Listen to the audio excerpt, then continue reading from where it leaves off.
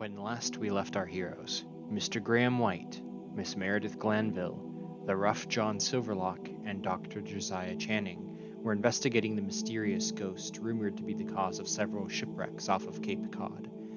After interviewing old Chappie, the lighthouse keeper, we returned at night and caught sight of the dreadful banshee. Meredith was able to drive the spirit off, but not before a vessel wrecked upon the rocks. In Episode 7, Mystery on the Cape, Part 2, The Danger Below, the party rows out to the sinking ship in an attempt to save as many of the drowning sailors as we could. Once we reached the wreckage, we could see the forms, scaly fishmen, attempting to throw the desperate sailors into the sea. After a brief fight, we were able to fend off the deep ones and bring the sailors to safety.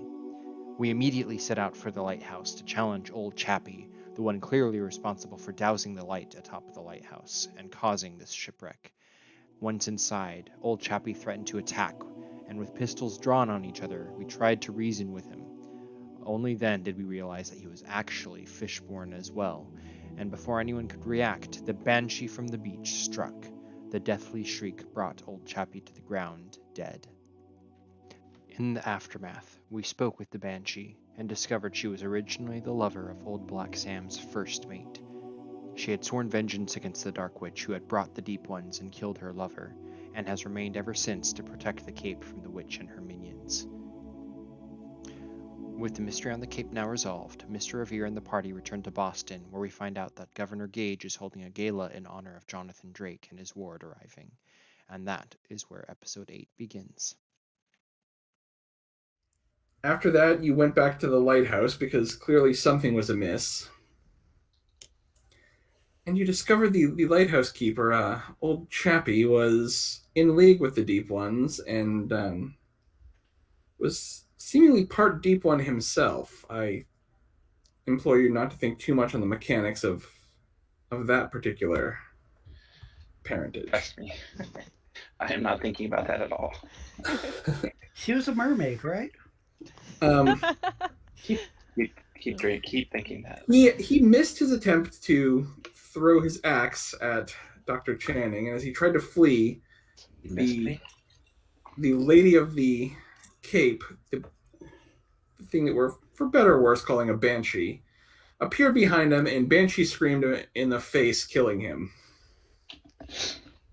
And she then kind of explained to you that her purpose was not to lure ships, but rather to scare them away, because he had been in service to the Deep Ones, who themselves are seemingly in service to something far darker. Using her premonition spell, Mary got another vision of this mysterious woman, but this time with the horseman in the Indian village in which you guys destroyed him. Seemed like she was there to restore him. You also got some other visions of things that are going on. Specifically, a man with a very familiar face, the face of the clerk that you encountered in your first trip to Boston, but with a very different hair color. Whereas that clerk's hair was like jet black, this guy's hair was very deep, like an almost inhuman shade of red. It's a red cap. You've been informed by Paul Revere that Professor Jonathan Drake, and this is the man that his contacts believe to be the legendary and seemingly immortal alchemist John Dee, is been invited, or is in town, and the governor is having a party for him. While most of the rebels, most of the Sons of Liberty, are too well known, Dr. Channing, your particular skills and interests would be perfect for getting you invited to this sort of event. Nice. If invited, I shall certainly go. Yes. So they want you to infiltrate, find out whatever you can about this Dr. Drake. Whether or not he is an immortal, he is very much an ally of the Loyalists. So any information between him and Governor Gage could be very valuable. Mm-hmm. As far as the rest of you,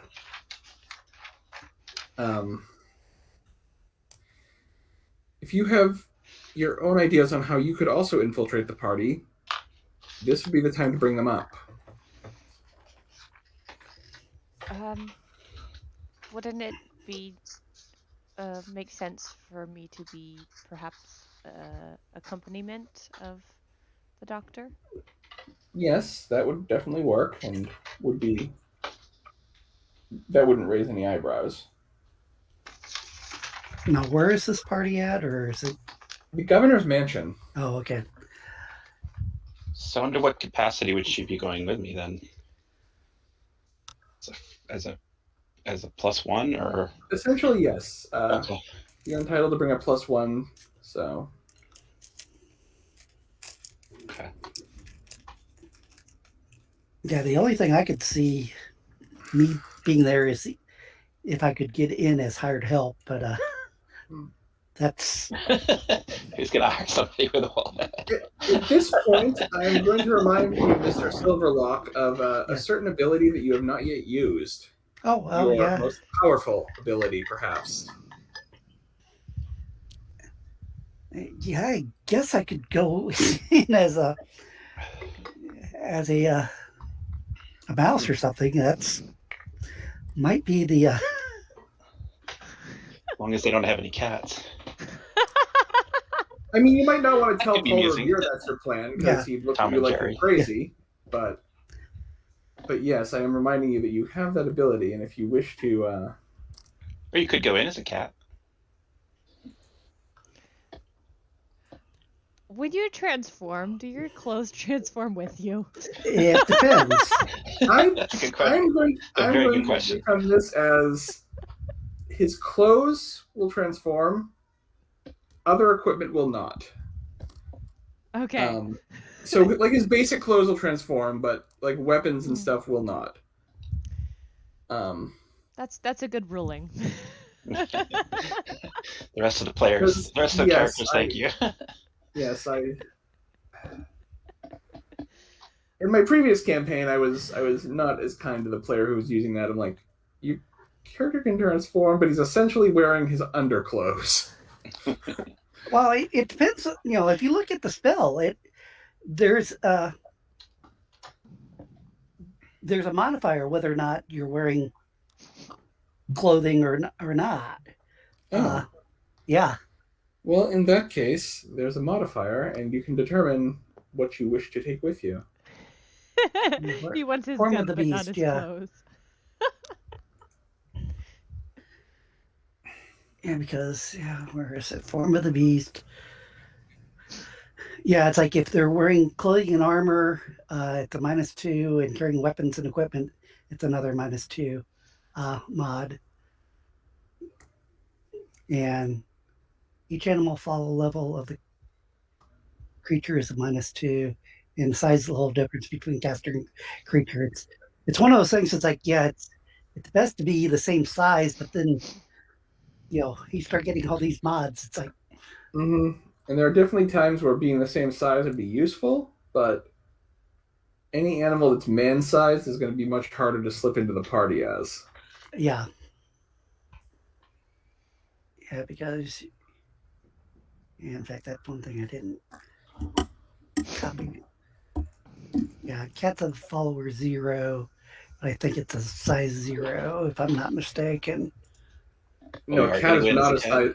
A human is a size 0. A cat would be -1 or maybe even -2. Let's see. Jeff, I'm creating a character sheet for you in animal form. So you can, once you pick your form, you can stat this out. The physical stats would be whatever the animal is. The mental stats would be the same as your normal. So you don't get, like, cat intellect. You have normal you intellect. So there, you should have access to that now. It's going to be in the player characters folder.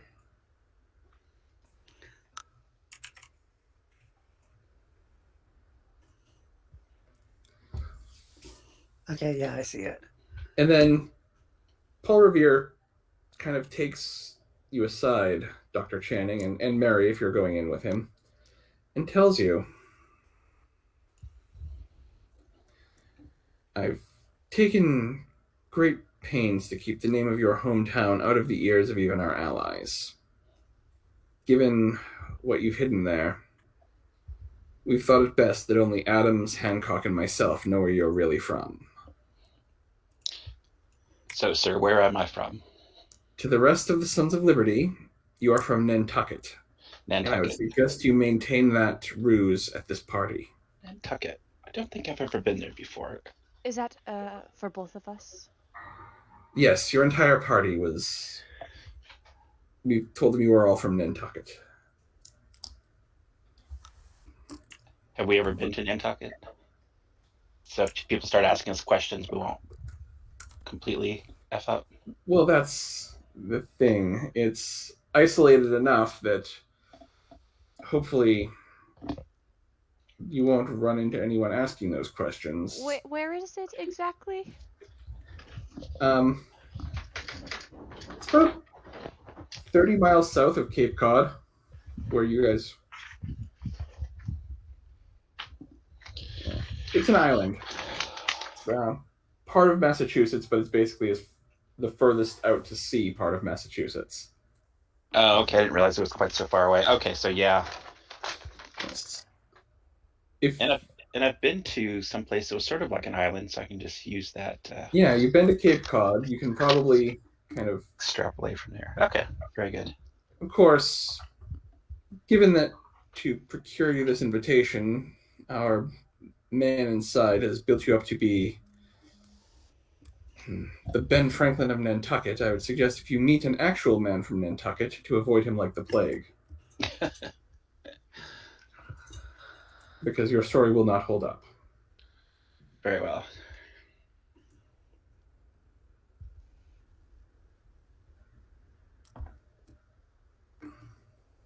And because you speak Algonquin, Nantucket basically means faraway land.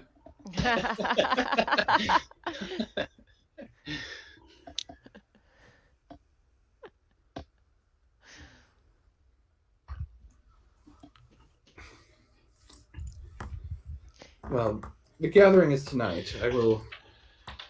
What is this fellow's name again? What's his first name? Something. Jonathan. Jonathan Drake. Drake.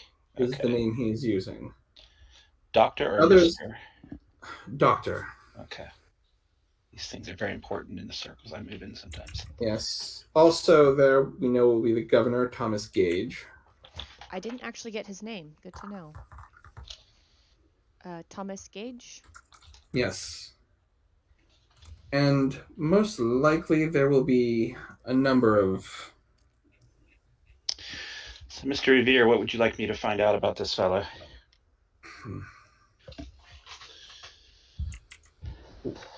If he's coming all the way from New York, I assume it's some business related to everything that's going on. There will also be a number of redcoat leaders there, so there are... So we want to know what his business is. Yes. See anything else? Well, as I said, there'll be a number of redcoat leaders. Any intel you can gather from them should be... I see.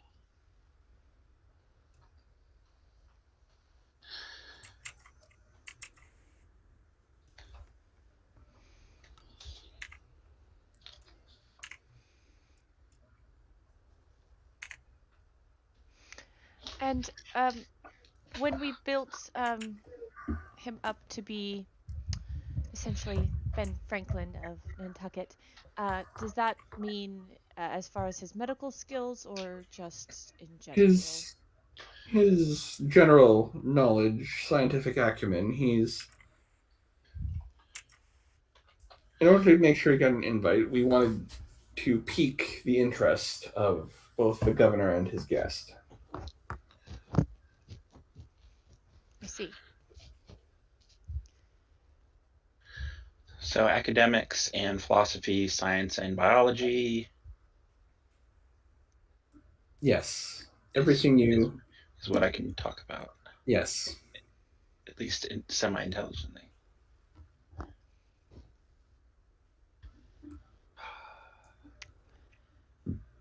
Very well.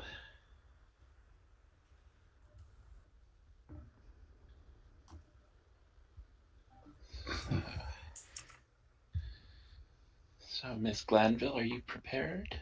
No, but that never stopped us or time from moving anyways. We have nothing to fear. We're merely going to a social occasion to dig out some information. Well, the party's tomorrow night. I suggest you make any preparations you need. I We believe... will Sorry, go ahead. send a carriage to your boarding house to bring you to the mansion. So this fellow, this Dr. Drake fellow, would be staying probably at the governor's inn, or governor, not the governor's inn, Most the likely, yes. He is a guest of the governor's governor. house. Okay, so he'd be staying at the governor's house. Do they have anyone following this fellow around right now? Someone who's just seeing where he's going and shadowing him and so forth? As much as we are able. As I said, many of us are known to the authorities, shall we? yes, and Adams and Hancock are not in the city at present. They have their duties have taken them elsewhere. I see.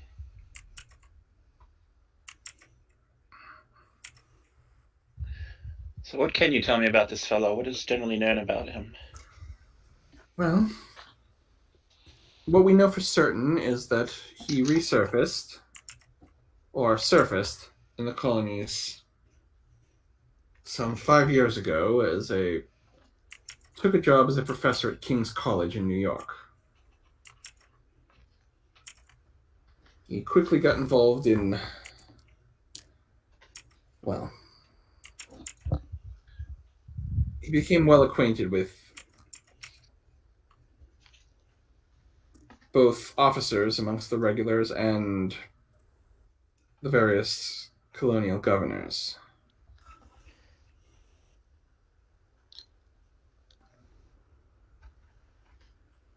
So he's well known to government officials. Yes.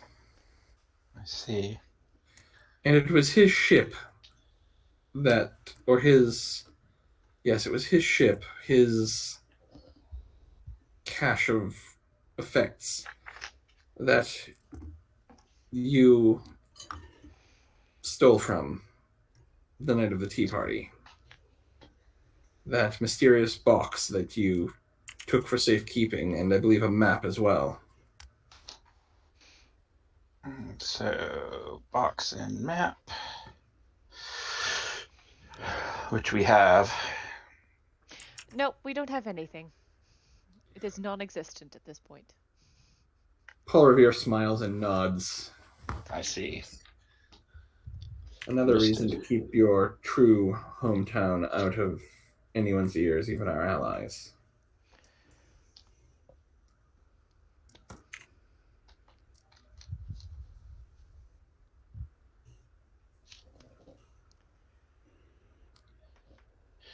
What was his topic, or what did he teach at King's College? History and philosophy. So we have something in common. He's also, while he has not been teaching in the sciences, he has a reputation for being well-versed in them. Well-versed in sciences. Okay. You might be interested in hearing about my theories about the transmission of diseases.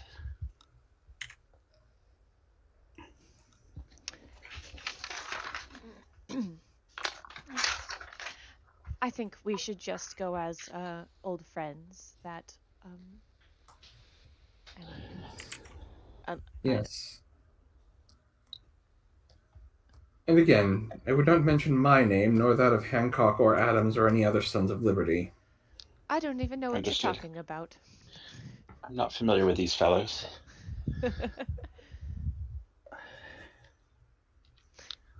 Is there a name we can mention? Just out of curiosity, if needed. Or is it just best not to mention anything? It's probably best not to, unless you have other friends in Boston that are not part of our cause. I would. Do I have other friends in Boston other than like the obvious? Yeah, I mean, there's the person that you've been working for. That's about it. I mean, have a lot of time for a social life. What with all the monster hunting you've had to do. Yes, No, I it's a think. bad. Yes, I think it's probably best if I don't mention anyone except for just I've been working in Boston.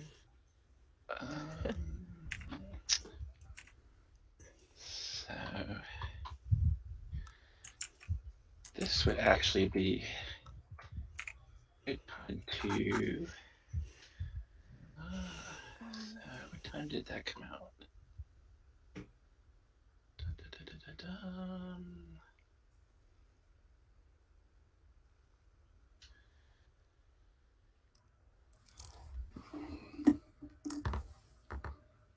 Oh, okay, so that would not be out yet. Okay. What would not be out yet? Kant's Critique of Pure Reason. Oh. I've never even tried to read it because it's massively thick, but it would be Yes. something that if it had been published at that time, then everybody would be talking about it because Kant was a big dude in the philosophy world. Well, I think before things like this even came out, though, they probably would have been talked about before they were mass published. Well, Kant was out there. I mean, he did publish other things, so Yeah, he. I'll throw it out there. Yeah, Kant was probably in existence, and I promise you, I've not read enough Kant that I'm going to be able to play convincingly any kind of expertise on him. But Well, neither will I. So. Role playing will take over after about 30 seconds. yes.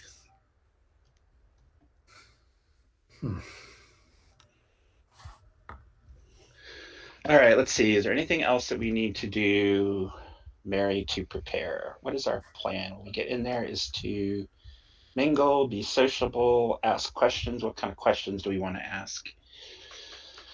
We want to ask him biography type questions, get him started talking about himself, about his interests.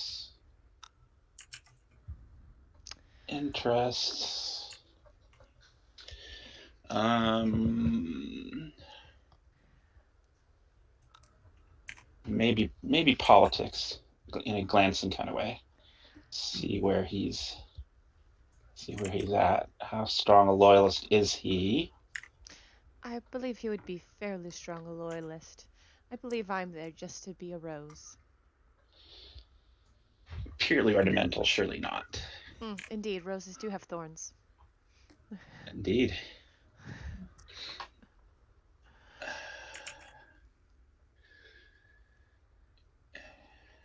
What else do we want to ask him about?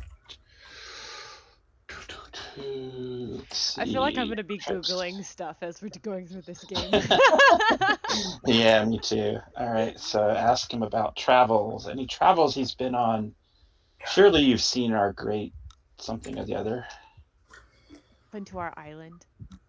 Surely you've seen, what would be something in Massachusetts that everybody would have wanted to go see?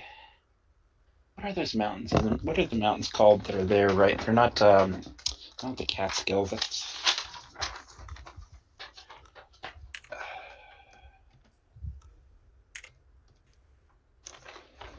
Well, if he was in New York, travel. Here's the thing: most of the famous stuff I know in Massachusetts is famous because of the Revolution, so it's not famous yet. Mount Greylock. Oh, okay. Where is that located? I have no idea. There's is that a real thing or just something? No, yeah, it is. Mount Greylock, 3,491 feet. in height. It's the tallest mountain probably in Massachusetts. Yeah, it's in the corner of the state now. Yeah. Oh, it's in the. Okay, hold on. I mean, as a historian, of course, there is. I mean, there's the original Plymouth colony. Plymouth Colony. Yeah, that's As- true. And if he's truly interested in the occult, you may want to mention Salem, though the trouble in Salem not long ago might. So the revolution almost started early in Salem. Hmm. Like there was a situation that almost turned violent but didn't. So Because of the witch trials, or just that's where no. violence got started. So it was just the first place where violence broke out, or an earlier place where violence It didn't broke out. break out.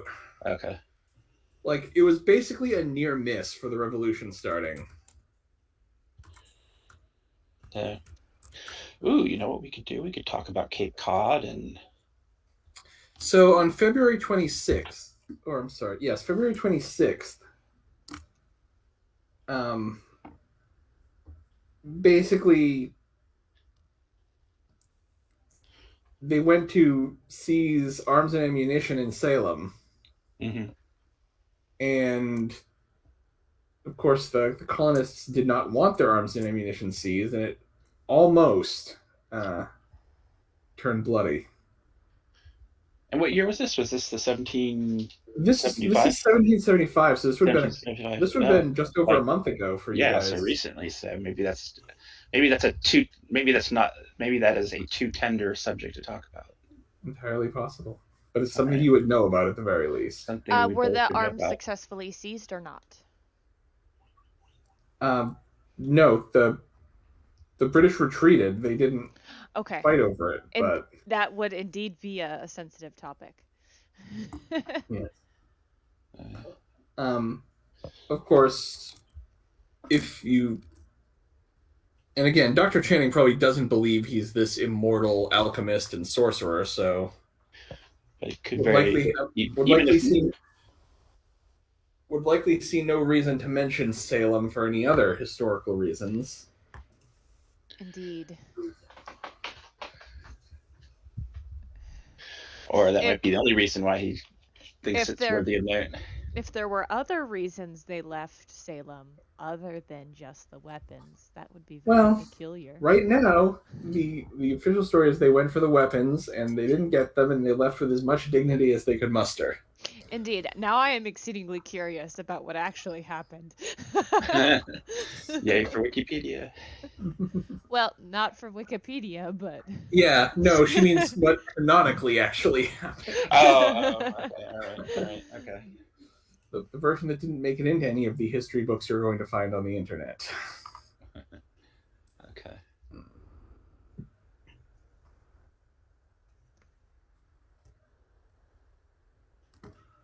Okay, I think I'm got everything transferred. It seems like based on the spell, it's like I have all my skills. It's just some get tweaked because of the change of stats for the yes. And I mean, some of them might be hard. Like you might have a firearms skill, but good luck operating it with your little cat paws. Fire thundersticks. Who wants to use those things? That's weird. I'm just saying that by way of example. Yeah, I know. Puss in Boots. On God.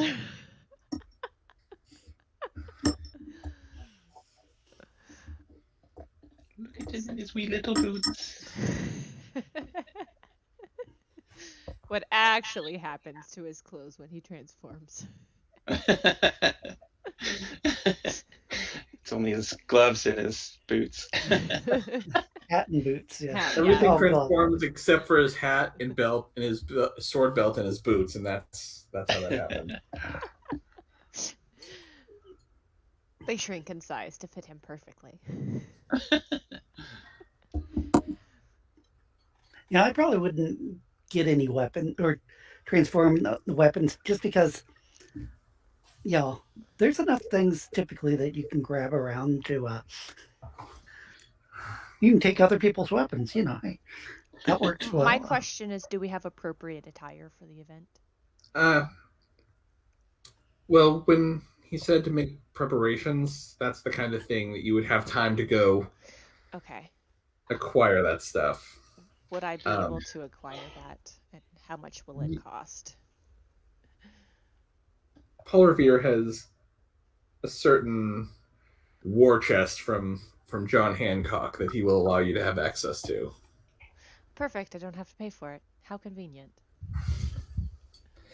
That's an interesting question. What sort of weaponry, if any, will we be allowed to?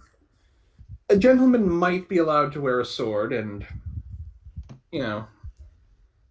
I would. You cannot carry a musket, certainly not a bow. A pistol even would be questionable unless it were like a pocket pistol. I'll wear my saber then. But yeah, many of the gentlemen there will wear swords because they're military, so that should be allowed.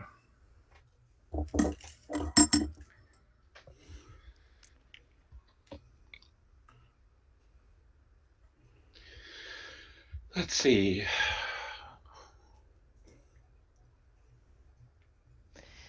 I feel like you're scratching your head for this. I think it's best just to mentally prepare and be ready. Or just go in and we'll go with the flow of it. As a side note, I do want to cast Empower on myself before we go in.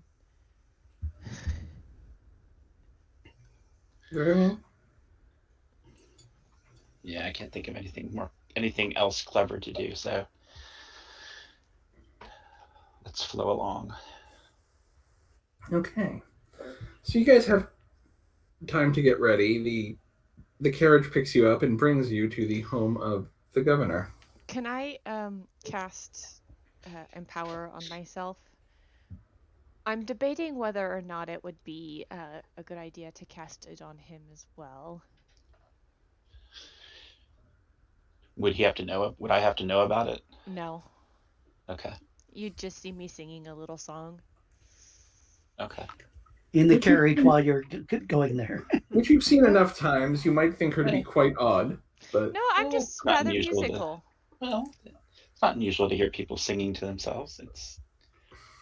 And make little stitching notions and. There are no stitching she motions. Wishes to sing old hymns and twiddle her fingers while she's waiting. Then who am I to? I thought she'd be doing some embroidery, and while she's doing this sing song. Unnecessary. I was.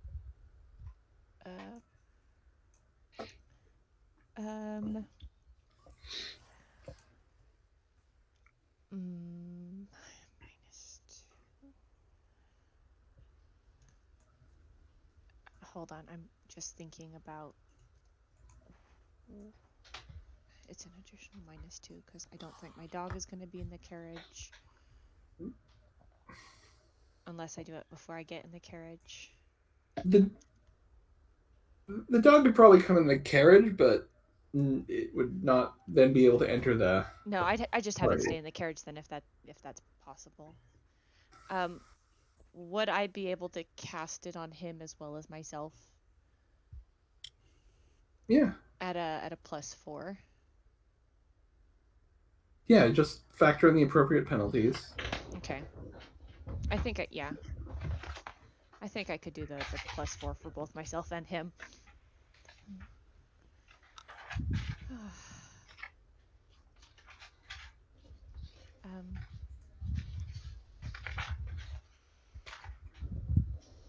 Yeah, my average is still higher than that, so. Okay. Yeah, I'll say you can put that on yourself and on him. Realistically, during the duration of the carriage ride. Yeah, I was thinking the carriage ride should be long enough, at least, for me to do that, hopefully.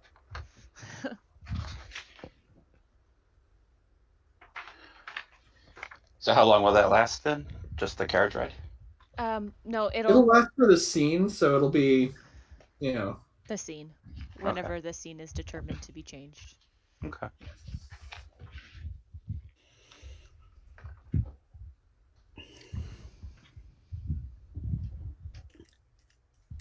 And probably at some point, I don't know when, you'd probably would find yourself with a black cat with a silver forelock or marking on its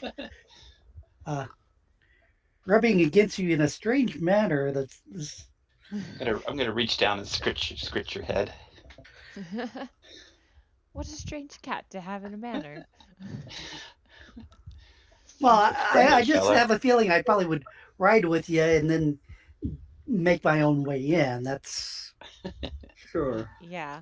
otherwise it's going to be a little bit of a jaunt. You and the dog are having a staring contest until you determine it's time to leave.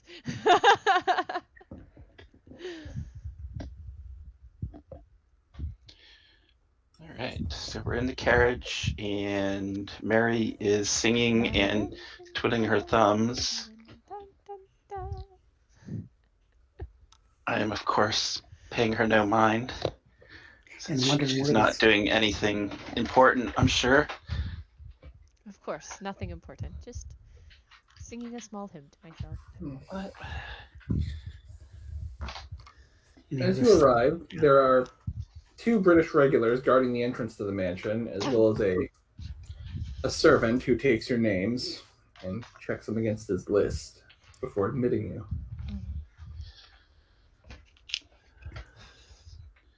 All right. How many people are we? How many people are here?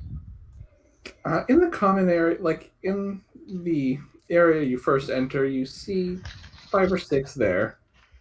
Okay. And then there are doors leading to other parts of the mansion, which are mostly ajar at this point. Okay. They're not thrown wide, but they're not closed either.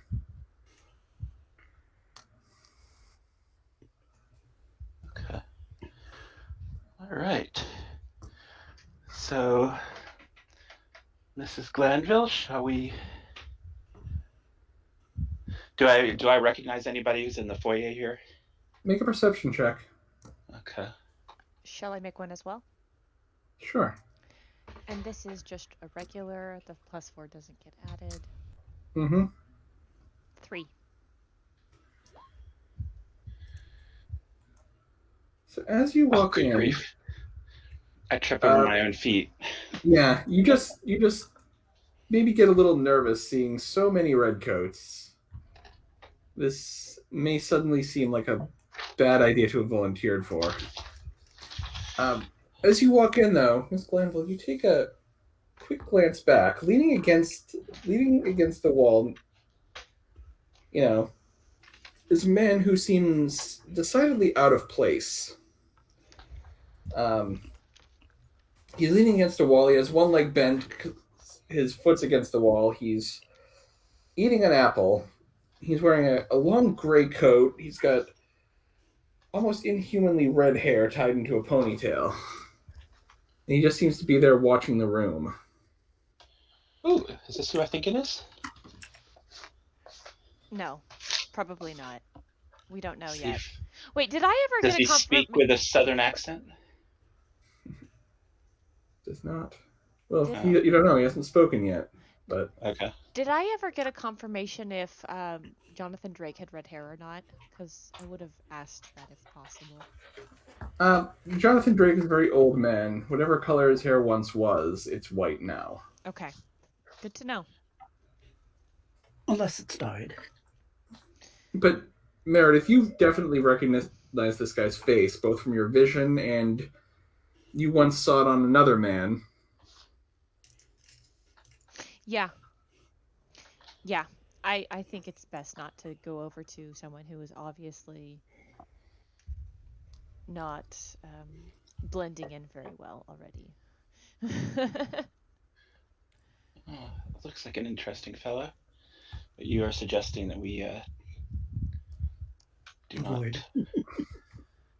not engage. not right away. If chance happens that we do engage, I mean, no need to avoid it, but I don't suppose you can tell me who that is. I don't know myself. But his hair Okay. is very, very odd in color. It is. I'm not sure I've seen hair of that hue before. Indeed. Myself neither. Well, we've seen many strange things lately, so I don't suppose this is any stranger. It would be interesting to get a sample and take a look at it under my microscope.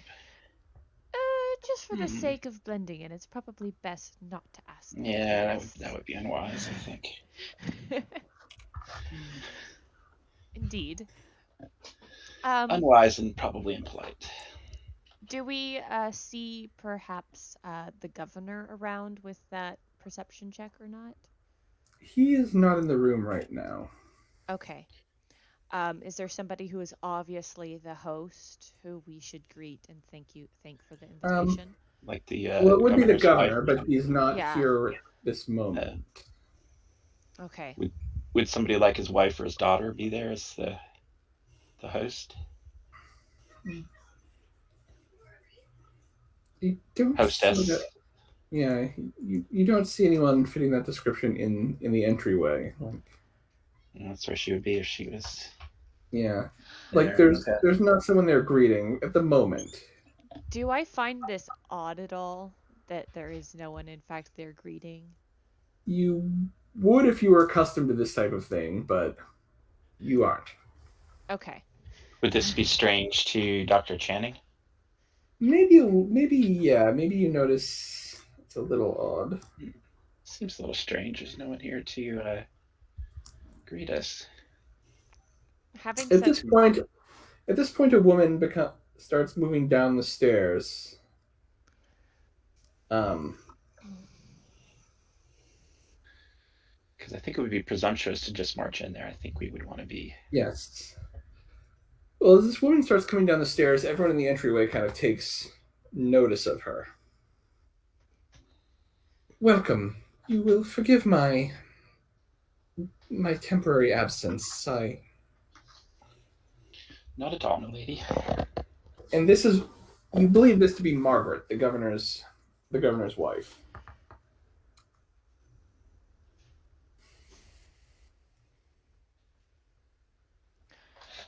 does she go to greet people, and is there like a She line? does. She does. She kind of moves among them, greeting, various.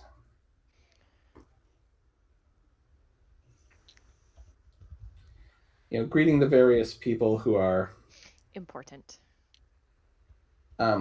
Fun fact, like this woman, her lineage is connected to, I kid you not, the Kennedys, Alexander Hamilton, and the Roosevelts, and the Bush family. Really? Yes. She has ties to the Schuyler family, which Hamilton married into. Okay. And then from them, like every family you would think of as like American royalty has ties to the Schuyler family. Interesting. That's kind of cool. Yeah. So if something bad were to happen to her, the whole history of the United States would unravel. I don't know if it's through her. Again, it's more that she's connected to this very prestigious family. Right. Like one of the very first members of the U.S. Senate, and also a general in the Revolution. Like I think most of them are from this part of the family that sided with the Patriots, but yeah, You have to play both sides just in case. Yes. A lot of truth to that. Um, All right. is Mr. Channing, do you know like the order of the events of the evening, or is it just mingle and eat, or? I'm afraid I do not know. We shall have to ask And she, Mrs. as I Gage. said, she's kind of moving from one to the next and eventually comes to greet you. Dr. Channing, a recent immigrant to our fair city, are you not? That is correct. I have the honor of now living in Boston. And This how are you is- finding Boston? I'm finding it very, very congenial. It is a city full of interesting folks and a city in which science appears to be of some interest to many of its inhabitants. I'm thinking Harvard, which I'm hoping is not that far away. I don't know where Harvard is exactly. It's not. It's in Cambridge. It's right there. Oh, okay. It's basically in Boston. Okay. So I would imagine that Dr. Channing would probably spend a goodly amount of time there talking to the. Well, he actually taught there. That's in his backstory. He actually taught there for a while Yes. until they. Well, that's another story. Recruited them. Well, that was quite a while ago. Things have probably become a little bit less hostile to persons of his persuasion.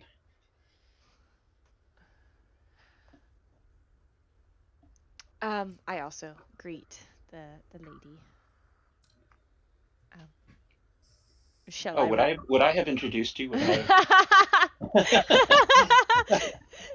So how long ago Mrs. was Dr. Channing teaching at Harvard? Well, I was thinking like 10 years ago or more. Okay, so 1765. okay, and before that, I assume he was a student. That's correct. So he might have been here during the fire. We didn't start the fire. A large chunk of Boston burned down. I want to say something like 400 buildings burned down over the course of. And when was that? 1760. It was like over the course of 2 or 3 days, almost like 400 buildings burned down. I might have been there. Well, okay. If I taught there, it would probably be it would only have been for 2 or 3 years. I would have been a student there so yeah, it would have been I was probably there during the fire. Yes. So that's just something to think of, like, you probably, when you were teaching, Boston was probably still rebuilding. It's probably changed a lot since then. Oh, yeah. So that would be something to mention. Indeed, I was here during the unfortunate fire in 1760, and I find myself amazed at the new city that has sprung up in its place. Somehow you got out of roll 20. There, Trevor. Me? Yeah, I'm not sure what happened. there you are. I should be there. Yeah, you just popped the heck up. Oh, okay.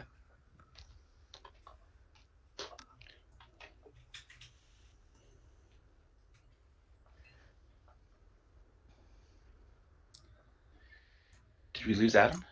Adam? No, I'm here. He's there. Oh, okay. I'm I just think making it's sure we. Yeah. Now, was there a specific purpose of coming to this party? Yes, you are to gather information specifically from Professor Drake. Okay. I think Mr. Channing would like to maybe discuss some philosophy or really much anything with that. Are there any professors that are maybe able to just hold a good conversation? Yes, our guest of honor visiting from King's College. I would very much like to meet him. If you wouldn't mind introducing us. She kind of sends a servant to go, poke his head into the next room, and the servant comes back and speaks to her quietly. Yes, by all means. And she gestures to the side. She gestures to the side in such a way that her arm politely blocks Mary from going with you. It's clear that it's the men's room.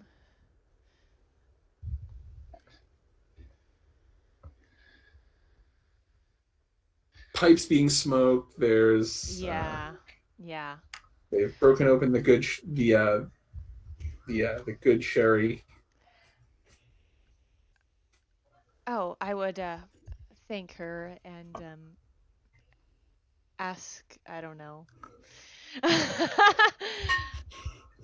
Where are the other ladies? Yeah. Yeah, where are the ladies gathering? Or She kind of gestures you toward a different room. thank you ever so kindly. I would head towards the ladies' room.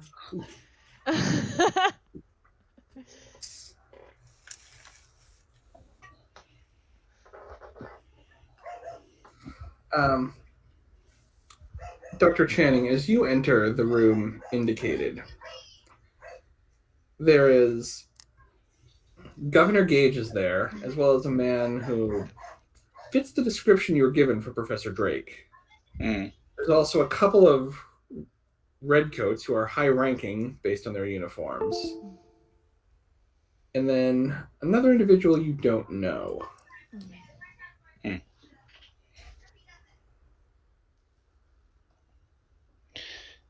What does this fellow look like? He is well dressed. He's wearing a wig. He's got. Make a perception check. I'll see if you notice this. Okay.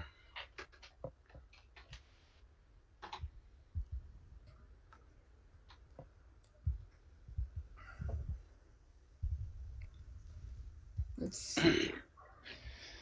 I would say you do notice something that strikes you as odd is he's wearing a Catholic cross around his neck, which would be uncommon for an Englishman at this time. It's almost a red flag that he is either a Scotsman or an Irishman.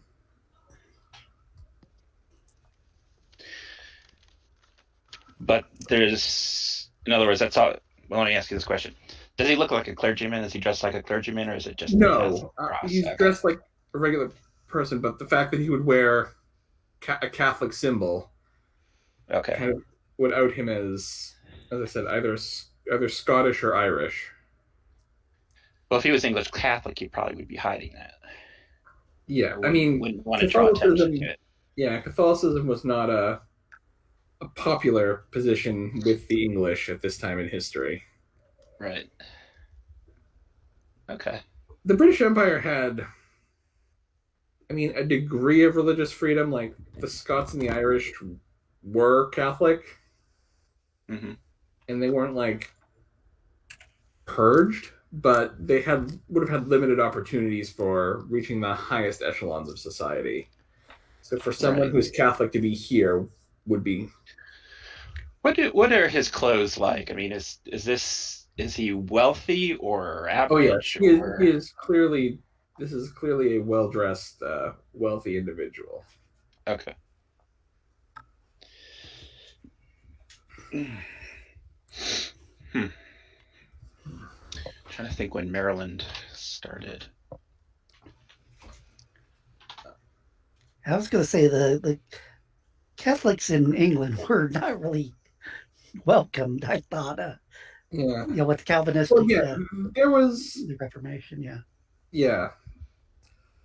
There were not a lot of Catholics in England, but there were in Scotland. Yeah.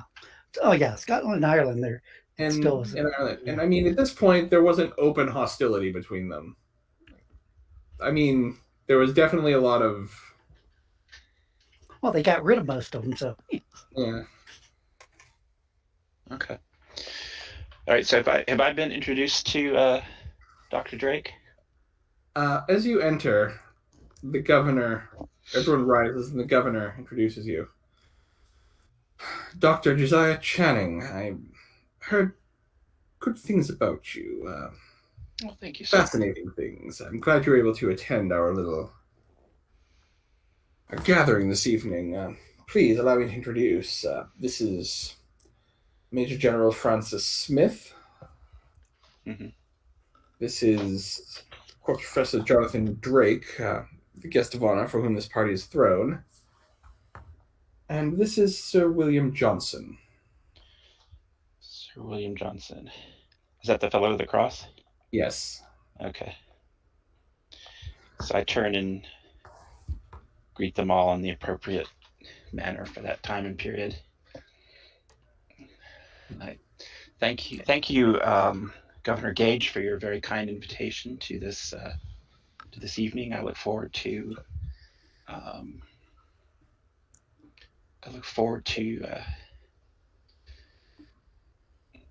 speaking with many of you.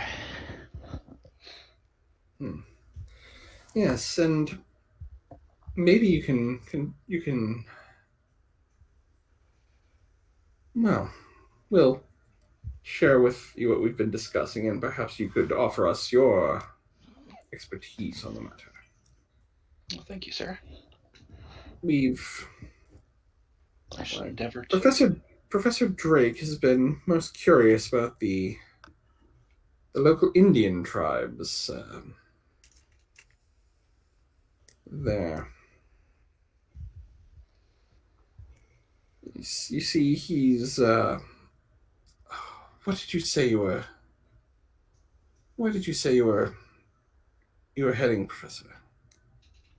I'm sorry. What did he say? Make an empathy check. Okay. All right.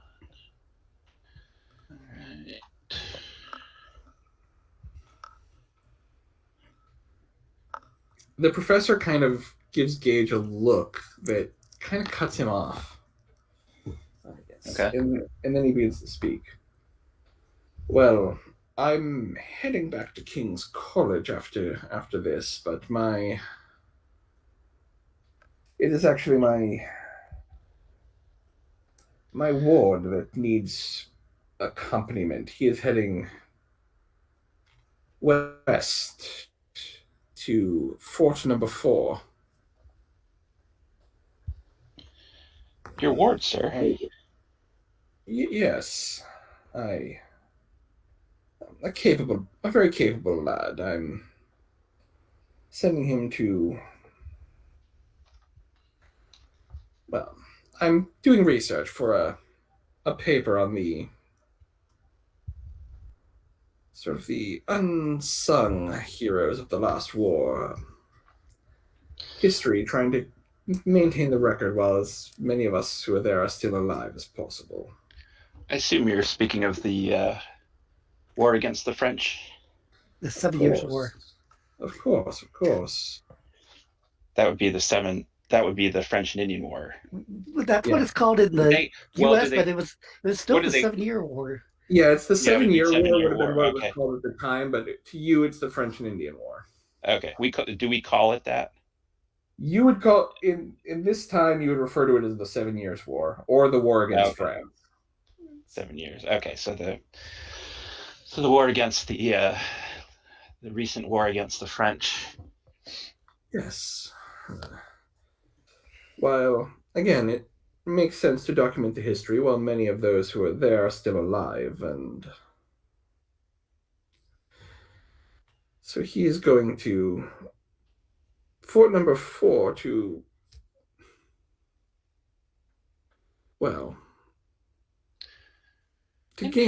to collect as many stories of the war as possible. Interesting. And what is this fellow's name? Excuse me. At this point, William Johnson speaks up. Well, it's a pity that we can't send along the regulars. But, as I was telling the governor, I'm quite certain that I can find you someone to keep your boy keep your boy alive on the journey.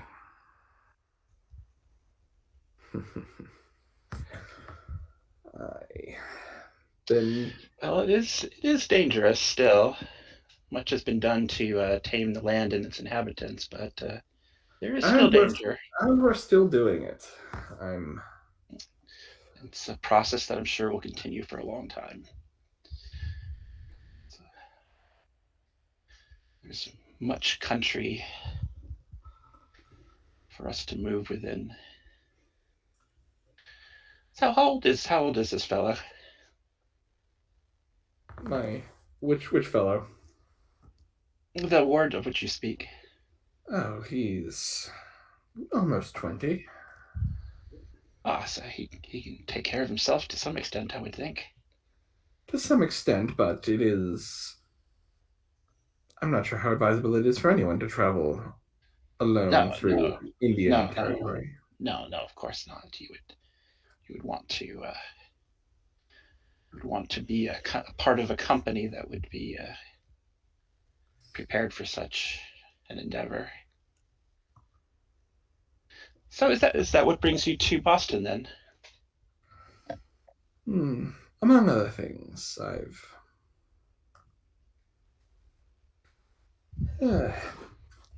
you've heard of the unrest in the city, of course. Oh, well, yes.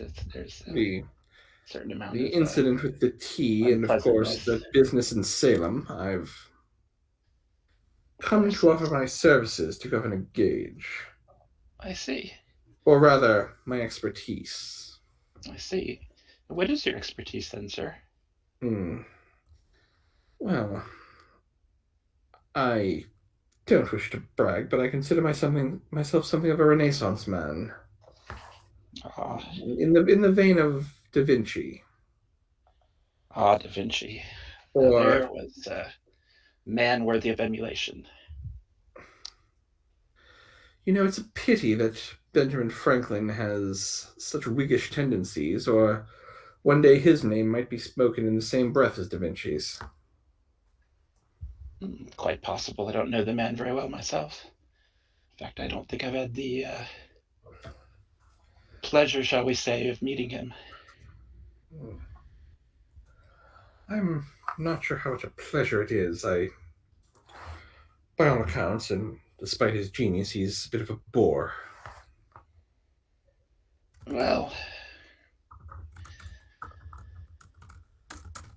that is unfortunate. I suppose that even this far away from the home country, if we cannot learn the social graces, that is a sad thing. Well, Is that all how is I not. would say it? Would I refer to England as the home country? If I was a loyalist, how would I refer to England? You'd probably just refer to it as England. Okay. Or England proper, perhaps, since you're in the colonies. Right. At this point, the redcoat general, General Smith, speaks up. All is not lost for the Franklin family. His son is proven quite capable as governor of New Jersey. I mean, it is only New Jersey after all, but one must start somewhere. And then there's a polite chuckle. I suppose if anything good can come out of New Jersey. Even back then. Even back then, I'm going to assume people made fun of New Jersey. Of course. Meanwhile, we're going to leave you and we're going to go to Mary. You've been shown to the other room where most of the ladies gather. There are a few men there. Most of them are junior redcoat officers who weren't allowed into the other room. And so this is what you get the sense. This is the party proper.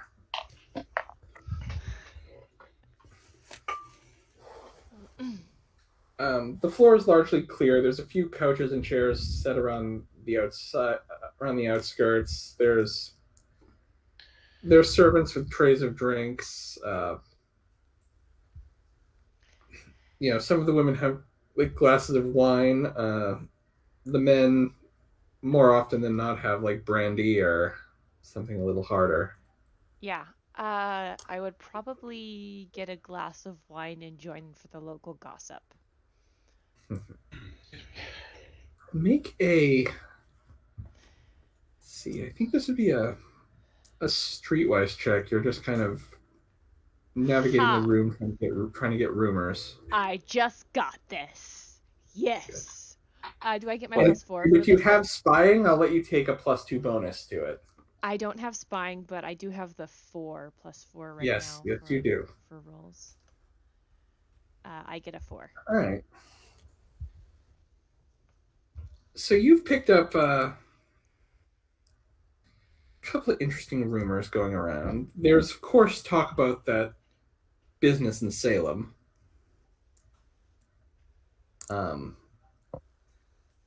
Also, there is mention that you hear from one of the British, one of the regulars talking to his colleague. It sounds like a new commanding officer is going to be arriving very soon to take charge of, not necessarily take charge of Boston, but he's being brought in to whip the local regulars into shape, kind of. Then there's some talk of that. Like, these two guys are basically talking about, what to expect from this new commanding officer that they're going to be getting. Is there anything that I would have input on, being able to get more information, or is it just kind of me listening? Well, the matter with the British officer, you likely wouldn't have any input. Of course, the business in Salem, the activities by the Sons of Liberty, you might have some commentary on that. At least, it would probably be unlikely that you'd voice that to the soldiers, but amongst the other women, you could definitely speak to that point, and it would not be out of place. Yeah.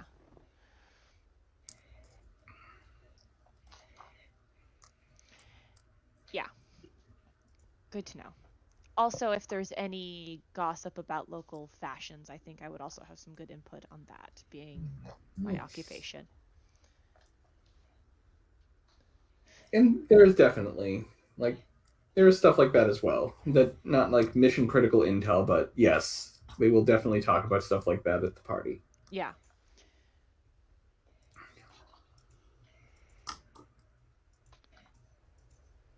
Is there any more information on Salem than what I already know? Again, most of what you know about Salem is historical, shall we say. Yeah. But this incident in Salem, you get the sense from hearing the officers talk that the kind of through the grapevine is that we came pretty close to having a full-on war between the loyalists and the, well, I suppose it would not be indelicate to call them traitors at this point.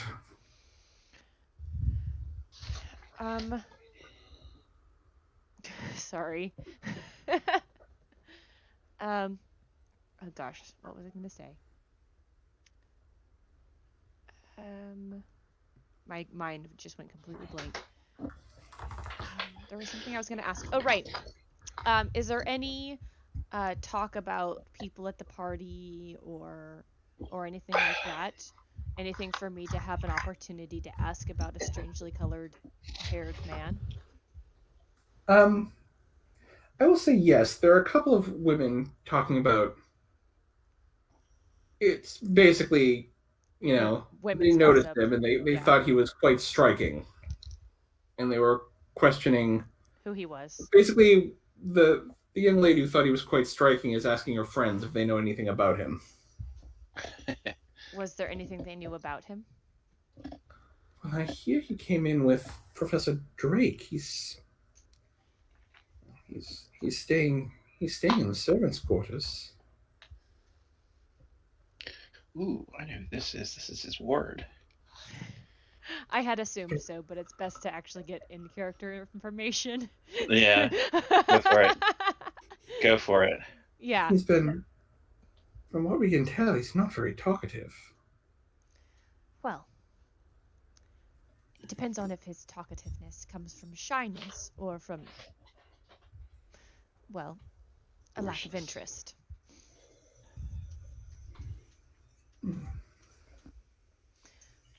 One must know about. Did you see he was?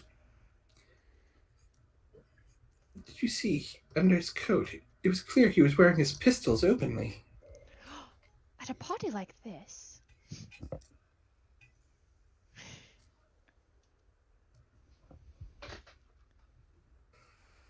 Sorry, I'm taking notes as well.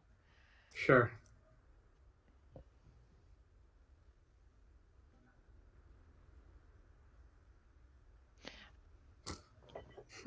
That seems quite out of the regular, and for him not to be stopped, he must be someone important, even though he's staying in the servants' quarters. Well, yes. I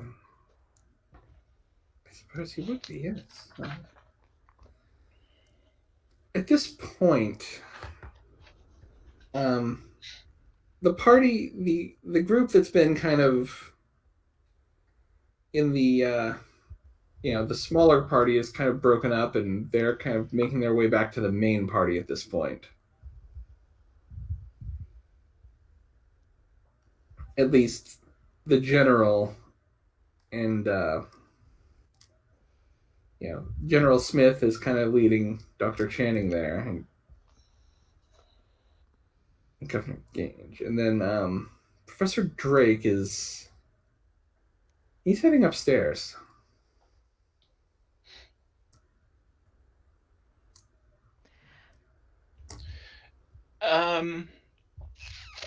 As he starts to go up,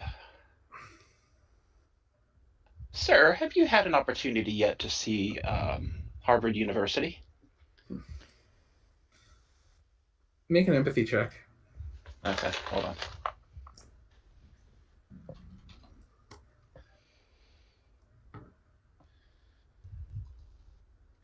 Two.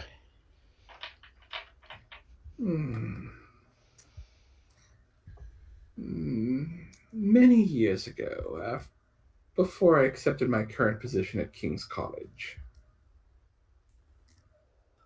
And you find nothing out of the ordinary about that response? Well, have you, sir, would that have been before the fire in 1760? Indeed, Much has changed since then. Indeed, it would have been. Much has changed since then. Would you care to go with me tomorrow, and I will show you the new aspects of Harvard University? Yes, I think that could be arranged. I will. And feel free to bring your ward, of course, if he desires to come. Make an empathy check. Another one. Another two. All right.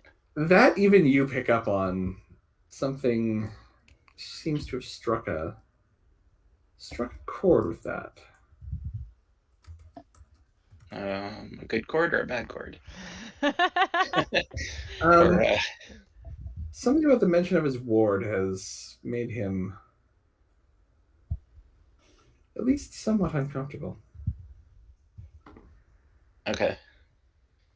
Well, he brought it up, so I would assume that he wouldn't be offended. Again, that's all I'm giving you with that role. That's all I'm giving you with that role, Varys. All right. Okay. Fair enough. Rebecca has some theories, but I'm not sure if Meredith would have the same theories or not. All right. And he disappears upstairs. At this point, Governor Gage kind of excuses himself and also heads up the stairs. So you guys, and again, General Smith is heading in to join the main party, as is William Johnson.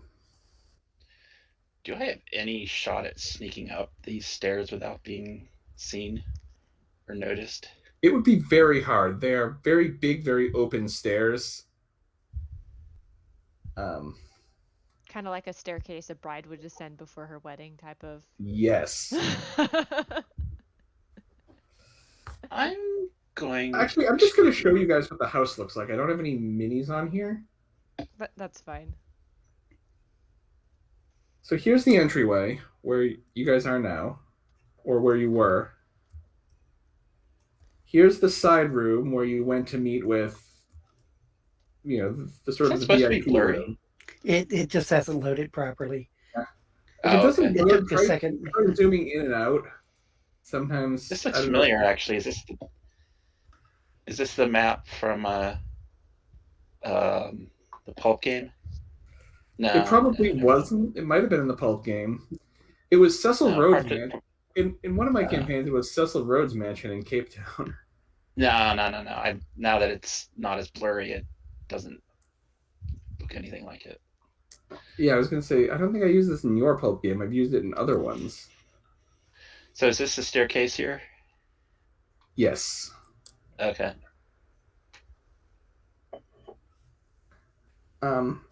Wondering how far. I'm going to have your character make a perception check. Since you inquired about the stairs.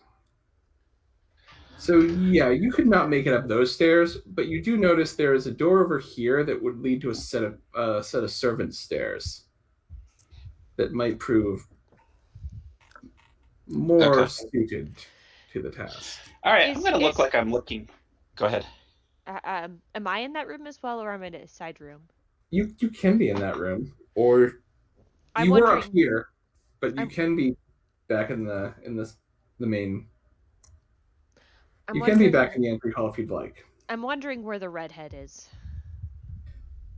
He is not in the entry hall anymore. He seems to have disappeared somewhere. Do I see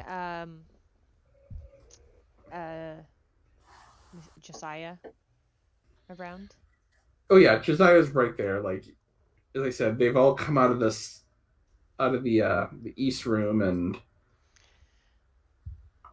so if you're in the entryway, you see Josiah come out, and General Smith is kind of trying to lead him into the room you just came out of, and the others disappear up the stairs. Oh, General Smith is leading me. Yeah, General Smith is trying to lead you to the ballroom. Oh, okay. You're probably best not to sneak out. Yeah, I'm right? gonna. Yeah, I'll probably still be in that side room. As the map is moving. Yeah, for some reason the map got off center, and I'm trying to fix it. Yeah, it looks okay Okay. now. I noticed the northern wall of the ballroom had vanished. Well, it's like I noticed it was into the next building too. I was like, huh? Yeah. Okay. What is that big round thing in the upper right or upper left corner? Gazebo? Gazebo, yeah. It's the evil gazebo, you know. Or maybe like some kind of Yeah. Observatory. yeah, most likely it's a gazebo. Okay. Fair enough. All right. So General Smith is leading me. Okay. Like, is he trying to like frog march me along, or is he just sort of? No, but diverting he's showing you as the person who's not been here before. He's showing you where the sort of the main room of the party is. Oh, okay. Yeah, it was interesting watching turn of if someone had to use the bathroom in Yes. this day and age, it's like, oh, really? Is that what they do? Oh, ugh. I'm not sure how accurate that was, but Yeah. Yeah. It's like they hand you a chamber pot and you go into a small room or a corner and then Do your business. Yeah. Uh, Yeah. Okay. Yeah, there's a lot of spying that happens in those rooms in that show. Really? I'm almost done watching the final season. I finished it like a week ago, and I watched the new He-Man. Don't spoil that for me. I actually liked it. I don't want to hear if it's good or bad or anything. I'm Well, going to watch I've at some heard point. both, but it's like I enjoyed it. It's as an adult, I think you'll enjoy it more than trying to rewatch the old kids shows. How's that? Yeah, I mean, the thing is, He-Man is the first thing I was a fan of. Like, first thing I ever was a fan of as a kid. So if they ruin it, I will not be responsible for my actions in Minecraft. Well, can I tell you a spoiler that happens right at the beginning of it, or Unless the spoiler is everyone dies, you may. well, Adam/He-Man dies in the very first episode, and people find out that yeah. But like I said, it happens like within 5 minutes. It's really So basically, all the rumors are true that Kevin Smith was going to kill off all the important people. well, yes and no. It's and then it starts, years later. But it's like I said, it happens like right at I'll watch it. I'll watch yeah. it. You'll enjoy it. There's only like 5 or 6 episodes, so it's like I think I watched all of them like in one evening. It was like, I will oh, watch is that it. I will watch it. Yes, I'll probably be watching it on a boat out on the high seas. Mm-hmm. I like the high seas. You can find a lot of good stuff there. Yeah. Salvage and whatnot. Yeah. Moving on. All right, moving on. Where is Mr.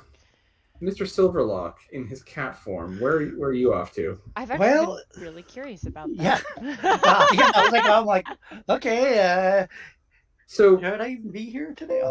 yeah, you've been sorry, Evan. Yeah. Oh, that's okay. One of the split the party episodes, so I'm making sure. Yeah. So yeah, you were in the entryway and you kind of saw everyone go off. What did you do after that? Well, it was one of those things. It's like to begin with, I didn't know. Going in the fretboard just didn't seem like be the most.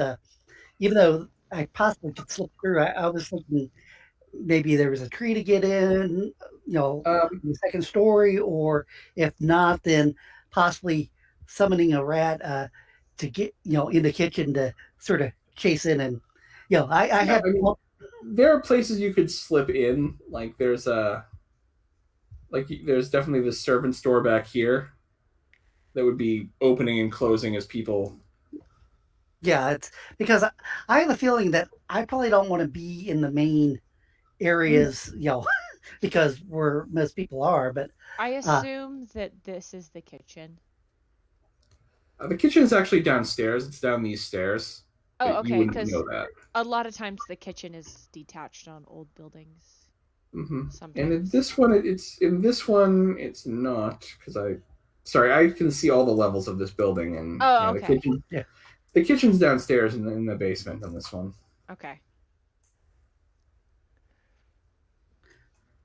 But yeah, it's like there seems to be a door that I think I could possibly sneak in. But my biggest problem is I don't know what the guy even looks like. Sure. All right, so you sneak in. Yeah, just tell me where you want to go. You're a cat. You're probably not going to get noticed too much. Yeah, I'll see. That's the thing. I probably would want to avoid the main crowds because I don't know. I don't want to be noticed, and B, I don't know who I'm. But yeah, I'd probably sneak in and go upstairs and just sort of wandering around and see what I could see here. Find out. That's all right. So if you went up, you make your way upstairs, and again, moving about is fairly easy. You're a cat. You're not getting noticed. So you're upstairs when you see Governor Gage and Professor Drake coming up the stairs. And I'm going to show you what the upstairs looks like.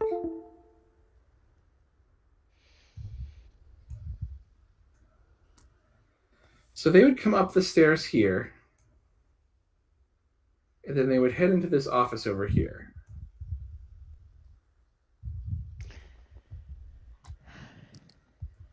And if you wish to try to listen to them, I would need a Yeah. perception check. Yep, and that's probably what I'd be doing. Just wanting to double check to make sure my perception. So and since it's not hearing based or smell based, I'll actually throw a style point in just to use one. All right.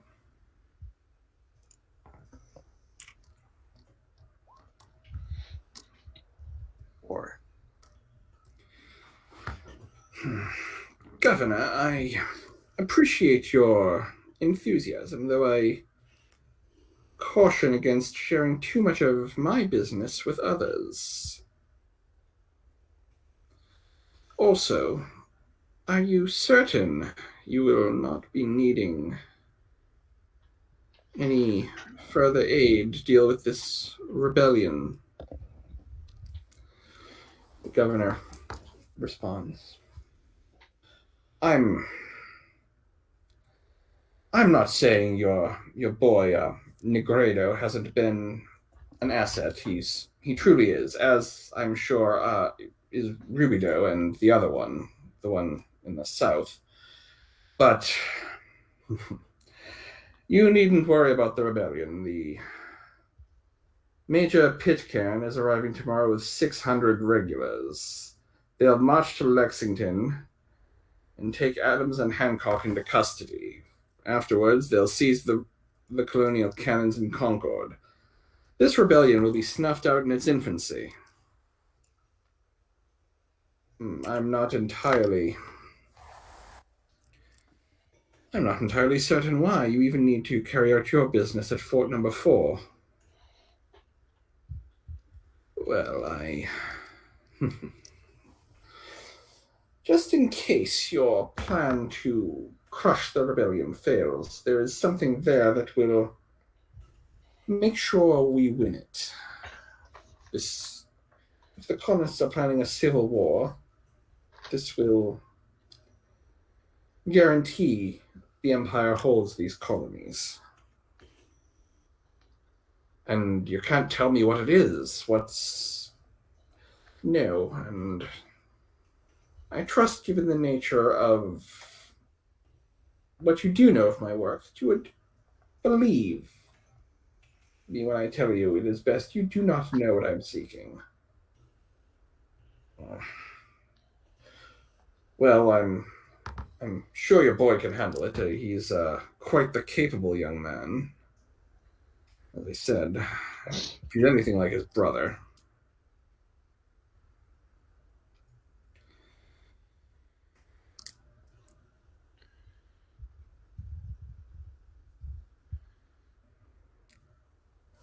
All right.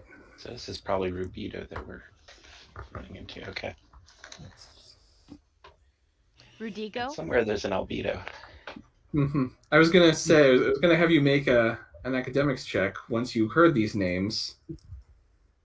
These are the stages of purification in the alchemical great work. Yes. Although I'm not sure I could name them in order. Black, red, and Negredo. No, Negredo, Albedo, Rubido. Red is the. Yeah. Yes, I went down a rabbit hole reading about alchemy for this. It's always. It's a load of very interesting poppycock. Yeah, if it sounds like they're done talking, I'm probably going to try to hide under. I was trying to pay attention. How many regulars are coming and from where? You didn't hear that, but there's 600. 600, yeah.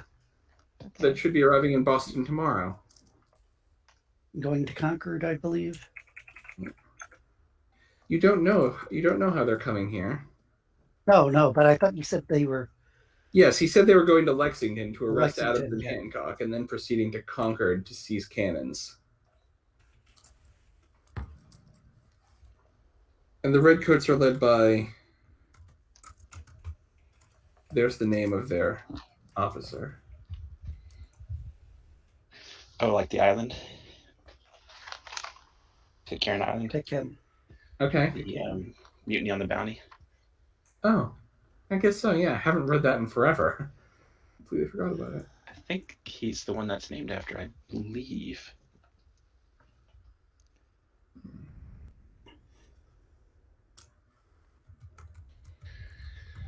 Oh.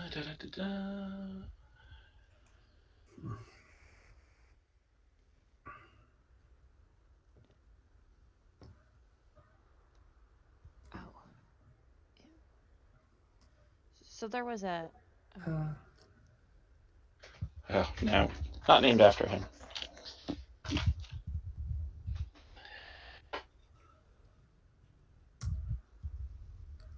No, it was apparently named after his son. Yeah. Because he was the first person, when he was a cabin boy, he was the first person on the ship to see it. Mm-hmm. Did we get a confirmation of the name of the redhead?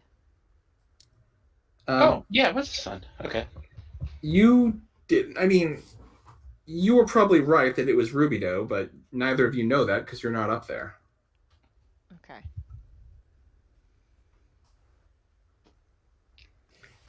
Yeah, like I said, I try to hide if it sounds like they're coming towards the door because Professor Drake is coming out of the door. yeah, Governor Gage is staying in his office.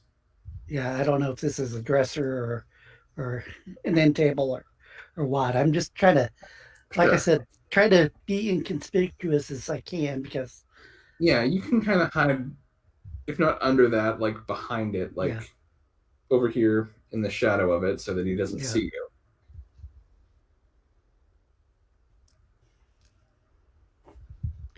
Because if he's going for something that he's thinking is going to change the war or the course of the war, I don't know if, yeah, it's like, it sounds a little mystical. I don't know.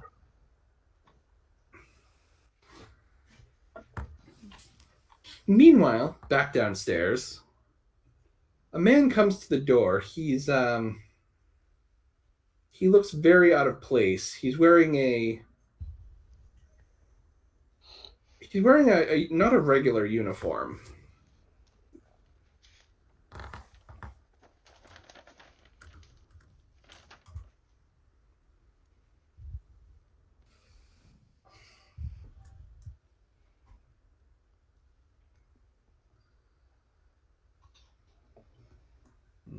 He's not wearing he's wearing what is clearly a military uniform, but not a regular one.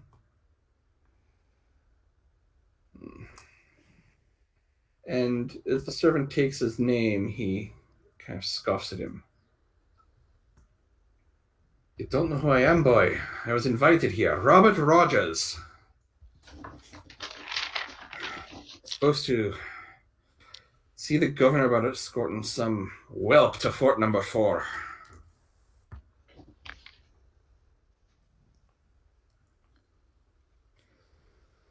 And Dr. Channing is a historian. If you'd like to make a history check, it's fairly recent history, but still.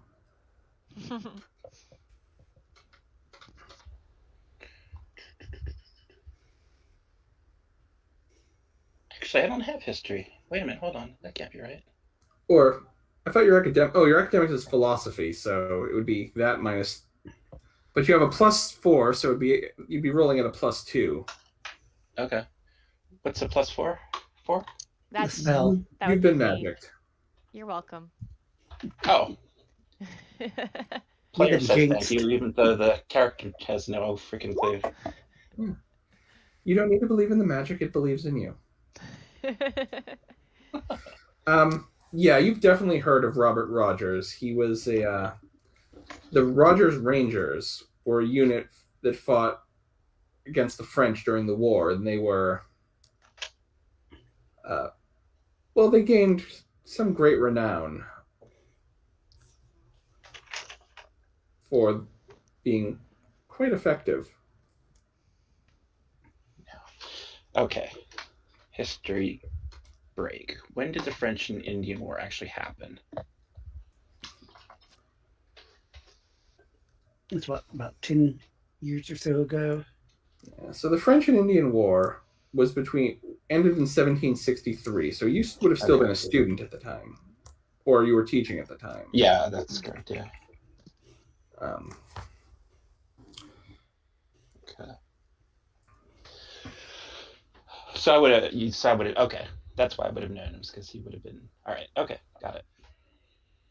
Fun fact: Robert Rogers' rules of being a ranger are still quoted by the U.S. Army Ranger Handbook to this day.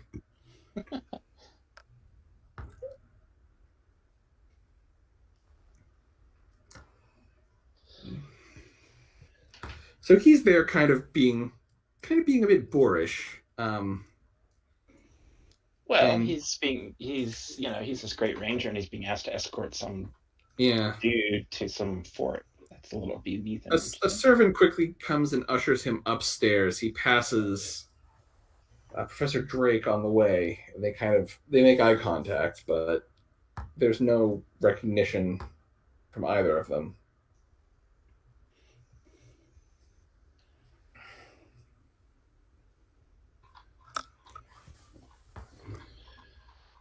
So do I see Dr. Drake? Is he heading down the stairs? Yes, Dr. Drake has come back downstairs. Okay. So, shall I call on you tomorrow morning and we can? I'll show you the new university. We should plan for the afternoon. I have some business to attend to in the morning. I see.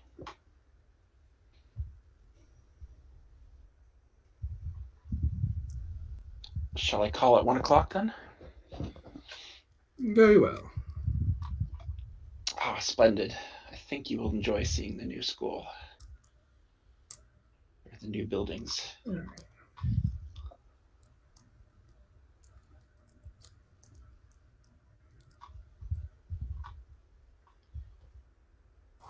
So meanwhile,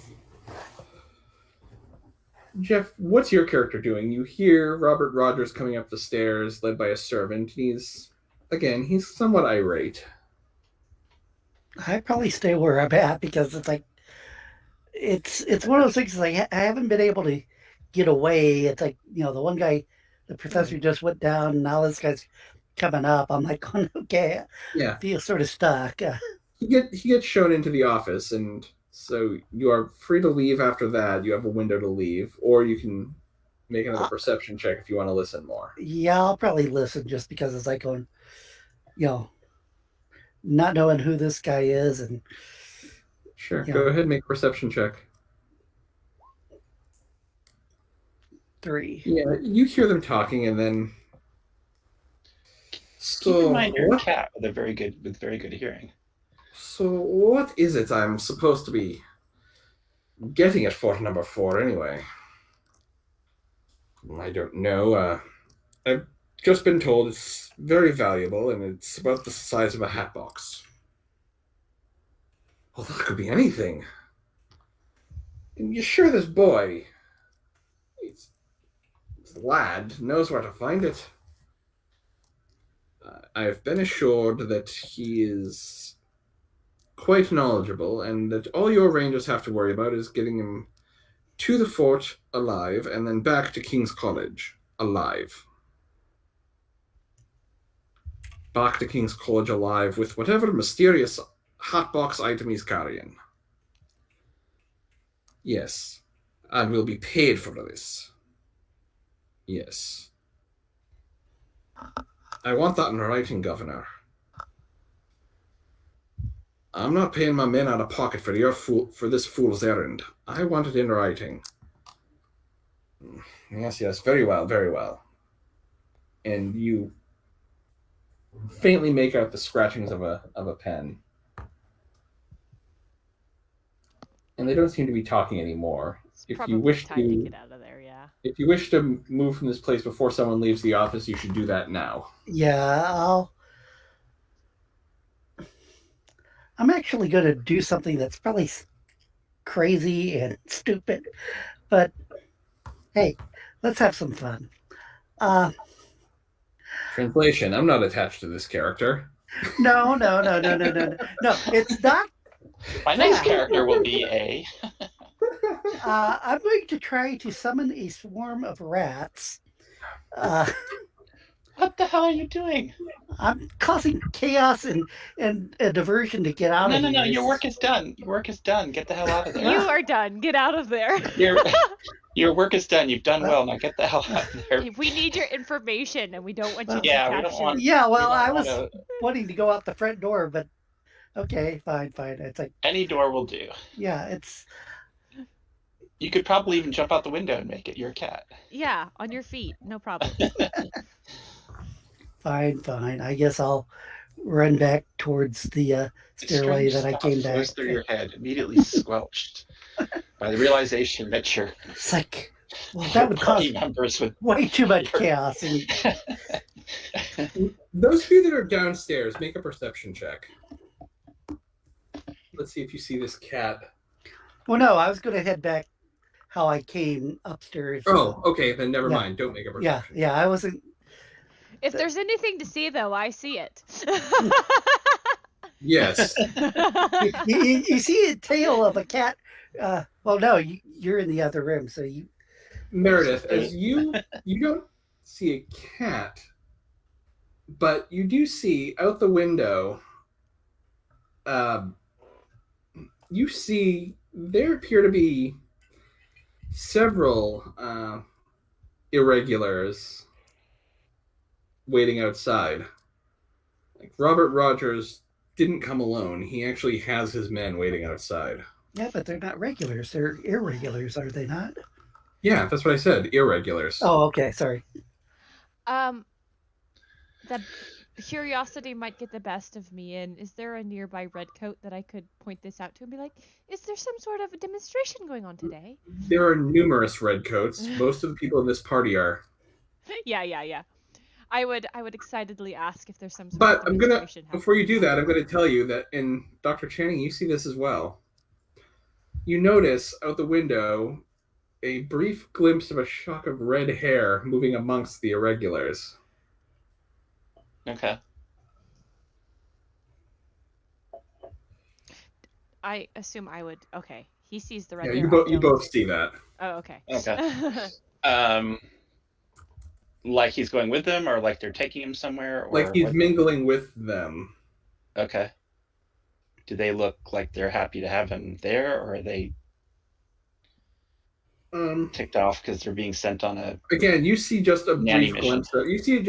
glimpse of the boy. You don't see much else of him. Okay. You just know he's out there with the irregulars, and since you were curious about him before, well, now you know Okay. where he is. And he's out. He's outside. Yes. All right. I'm going to head outside, like, and just out to get a breath of fresh air and see if I can hear what they're saying. Okay. So you get outside. There are a number of these British irregulars. The youth is out there. He's, as I said, red hair and a ponytail, long gray coat, probably more accustomed for travel than for being at this kind of party. And he is wearing a pair of pistols that the coat helps to conceal.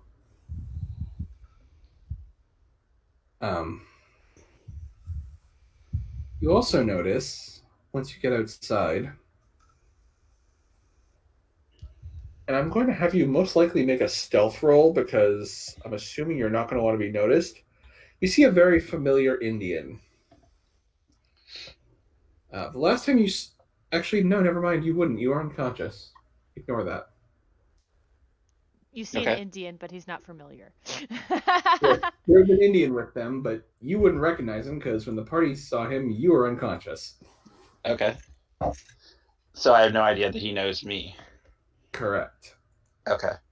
Or Well- if he knows you, he might... Well, the thing is, he was not in There was, if it's the Native American that was at the one village that we fought and disrupted the Headless Horseman, he was alive until, or was conscious until the horseman had stabbed him. So it's like, unless it was No, because I will let you make. I'm going to call this a willpower check to see if you're able to recall seeing this guy. You can Me. use that. Yeah. Yeah, you can use Okay. that new willpower of yours. Woohoo! Yay! All right. I'm gonna actually throw a style point in. I think. Just We believe in because. you. All right. All right. That's a 3. Okay. Yeah, I will say yes. You recognize. I will say yes. You recognize this Indian briefly. This is the survivor of the village that was massacred by the horsemen. The one that was none too happy with. Oh. Okay. Yeah. If he has not seen me, then I'm going to move away. I don't think I want him to see me.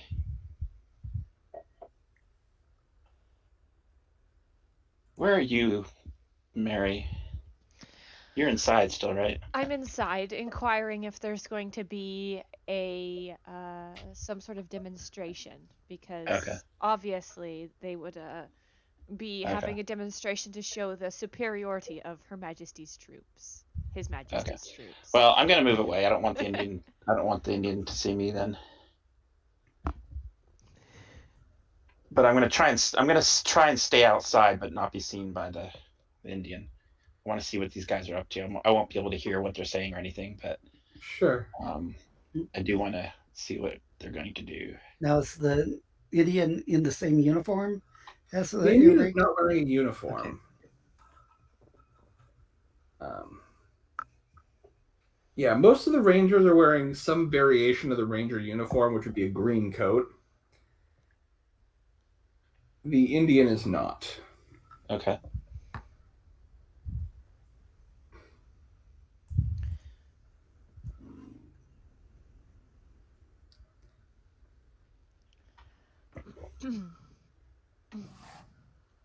So would that be a stealth roll, or what would I be doing? Yeah, it would be a stealth roll to try to not get noticed. All right. Or spying, if you wanted, just try to be unobtrusive.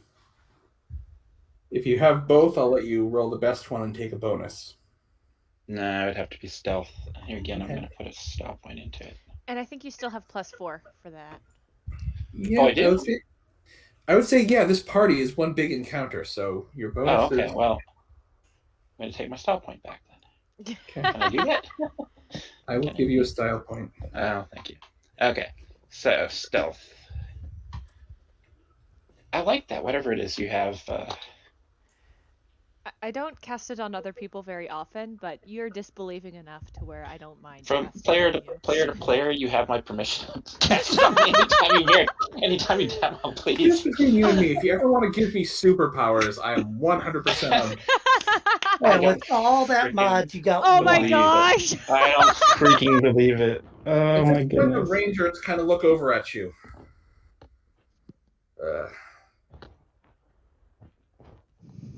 Can we help you, sir? No, sir. Just out here to get a breath of fresh air. Go ahead and make a deception check. I don't have deception. Well then, it's charisma -2 +4. So that would be -2. 2 minus 2 is 0 + 4, so that'd be a 4. Which Just is roll why your, you just base roll your charisma. charisma. Yeah, This is if you kind do of the why roll double. I cast it on him. There you because- go. You basically, yeah, like you're very convincing. All right. This At is most, exactly why I at most cast they it think on you you. maybe have stepped. At most, they think you maybe stepped outside for some air because you had maybe were a little too deep in your cups. And one of them makes a joke to that effect. Well, sir, I probably had one more than I should have. But then every drunk says that, I suppose. Yes, congratulations, you didn't get yourself killed. That's always good. You're welcome. Yes, thank you very much. I can only do so much for that stealth roll, though. Ones happen. At least it wasn't a 0. It wasn't a 0. Oh, dude, that would have been. Yeah, if it was a 0, you would have You bumped ran right into him. Yeah, if it was a 0, you would have bumped right into the Indian. And I have to say that missions like this always make me very nervous and like, oh no, what's gonna happen? Oh, me too. That's the point. is there anything else you guys want to do here at the party before you? Okay. What excuse is yourself? okay? What is? Are the group of rangers just standing around, or are they looking like they're going to go somewhere? They're standing around, kind of talking amongst themselves, waiting for their captain Okay. to get back.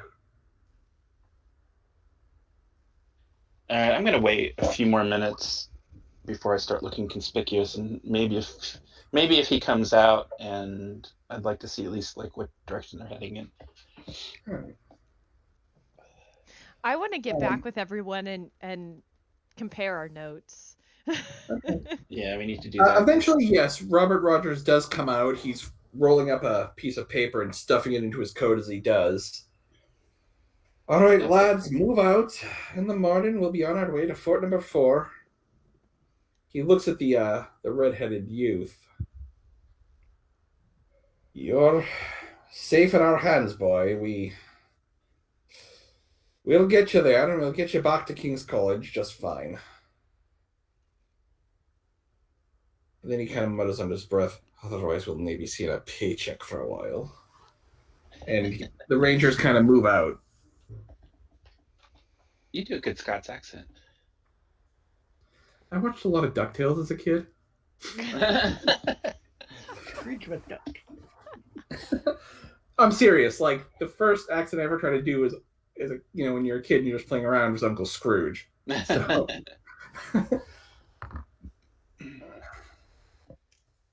All right, so Robert Rogers begins leading all of his men out.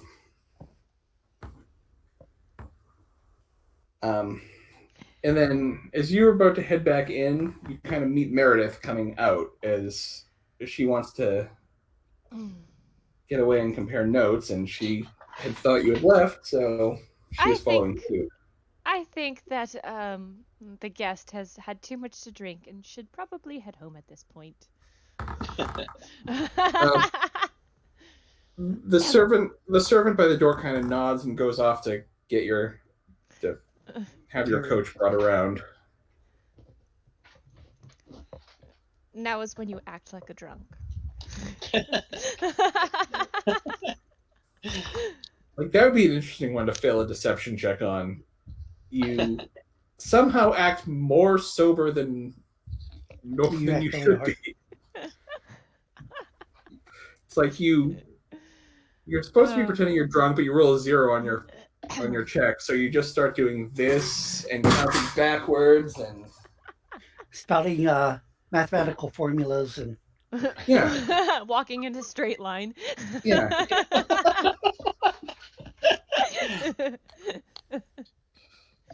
No, on your Ossifer. tippy toes. I'm not drunk, Ossifer. I'm not as thick as you drunk I am. Anyway.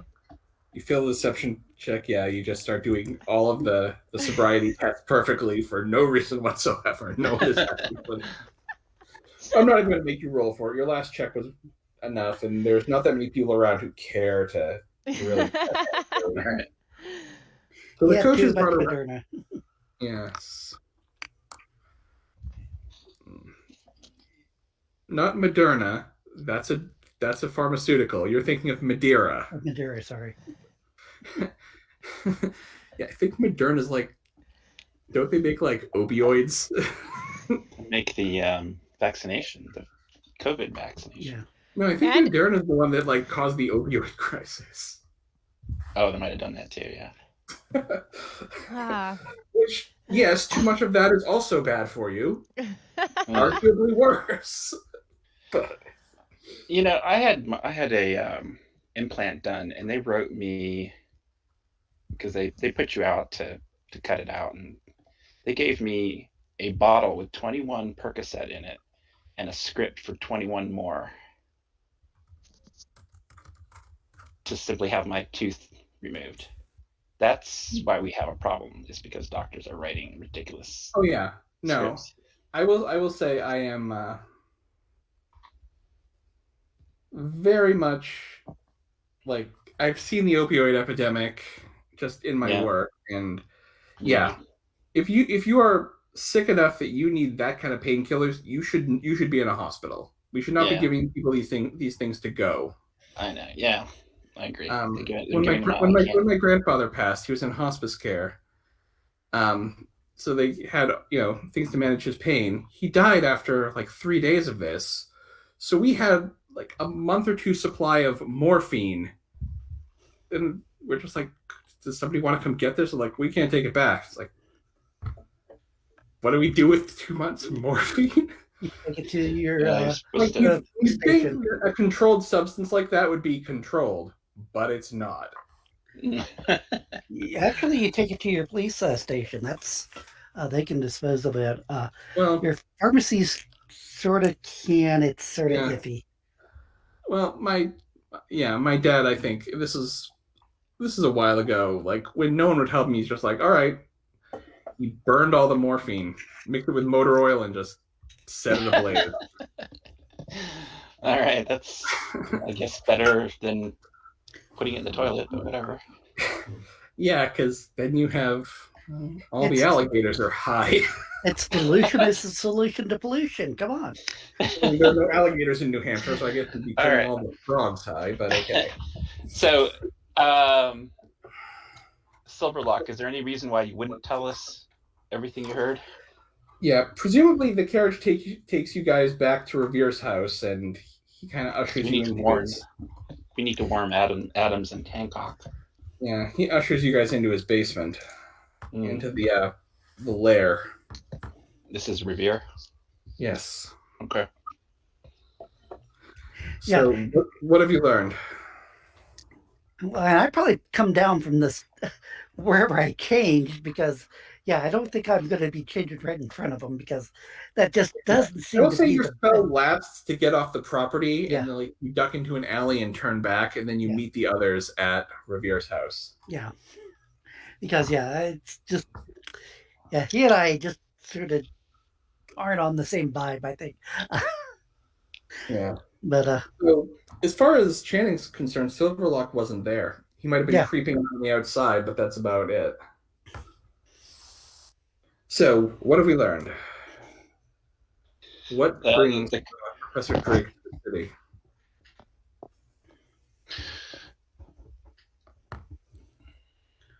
Why I relate my information about the 600 regulars that they were arriving in Boston and going to Lexington.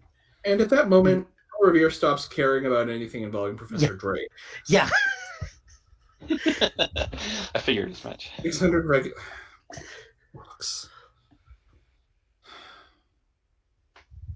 Wait here. Did you mention Hancock and Adams being? Yeah, it's like okay. I don't know if might even be more important because he's sort of equally important at least. Yeah, he says bollocks, tells you to wait here, runs upstairs. You hear you can't make out what he's saying, but he comes back down. All right. I've sent word. We're going to have to deal with this first. Anything else can come later. Even that there seems to be a certain redhead with a group of irregulars heading somewhere. To Fort number 4. Oh, Fort number 4. What's Fort number 4? Something that's valuable that's the size of a hat box. And I guess whatever they are getting, they're going to take back to King College after they get there. So, do we know? Sorry, I'm just. Do we at this point have all the information? So, I will say, if you guys want to exchange information with each other, you can all be up to speed. Yeah. Excellent. Yeah. So, Negrado is probably Nathan. Nicholas. He went by Nicholas. Nicholas. That was it. Nicholas. My notes. Yes. Do we even know where Fort number 4 is? You would. Fort number 4 is basically on the western border of New Hampshire. It's on the western end of New Hampshire where it borders New York. What would later be Vermont, but at this time is part of New York. So he's probably... You have to go back to the main map. Yeah. I will... Oh, okay, I will put you all back. Wait a minute. Was Vermont part of New York? Yes. Oh, okay. Maine was part of Massachusetts. Vermont was part of New York. Ha, my wife's from Vermont. I'll tease her about that tomorrow. Yeah. You're not from a real state. So, well, Vermont was an independent country before it joined the U.S. Yeah, Vermont, like Texas. After the American Revolution, Vermont becomes a country for a while before it joins as the 14th state. So Fort number 4 is like here, like right on the New Hampshire-New York border.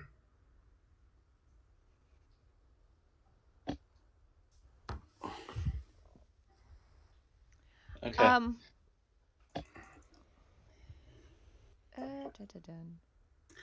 And where is King College? Columbia University. Should be in New York. Or something.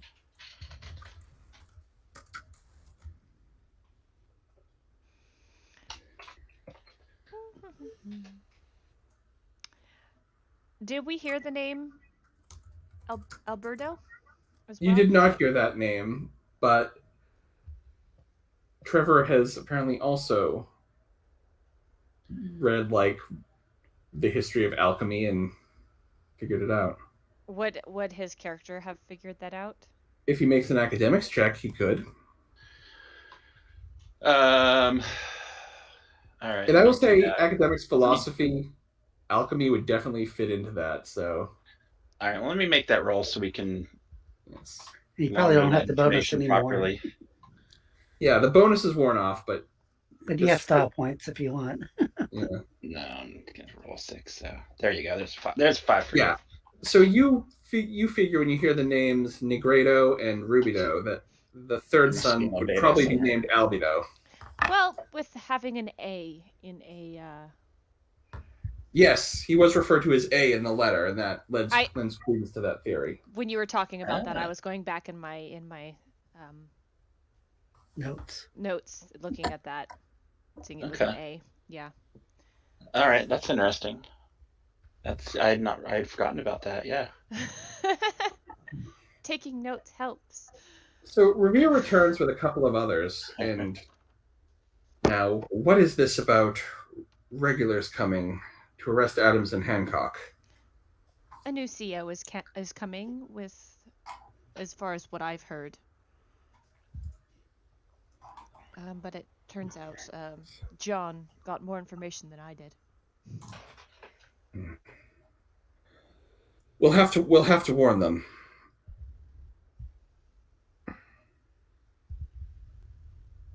And then Revere rolls out a map. Obviously, the best route to Lexington is here.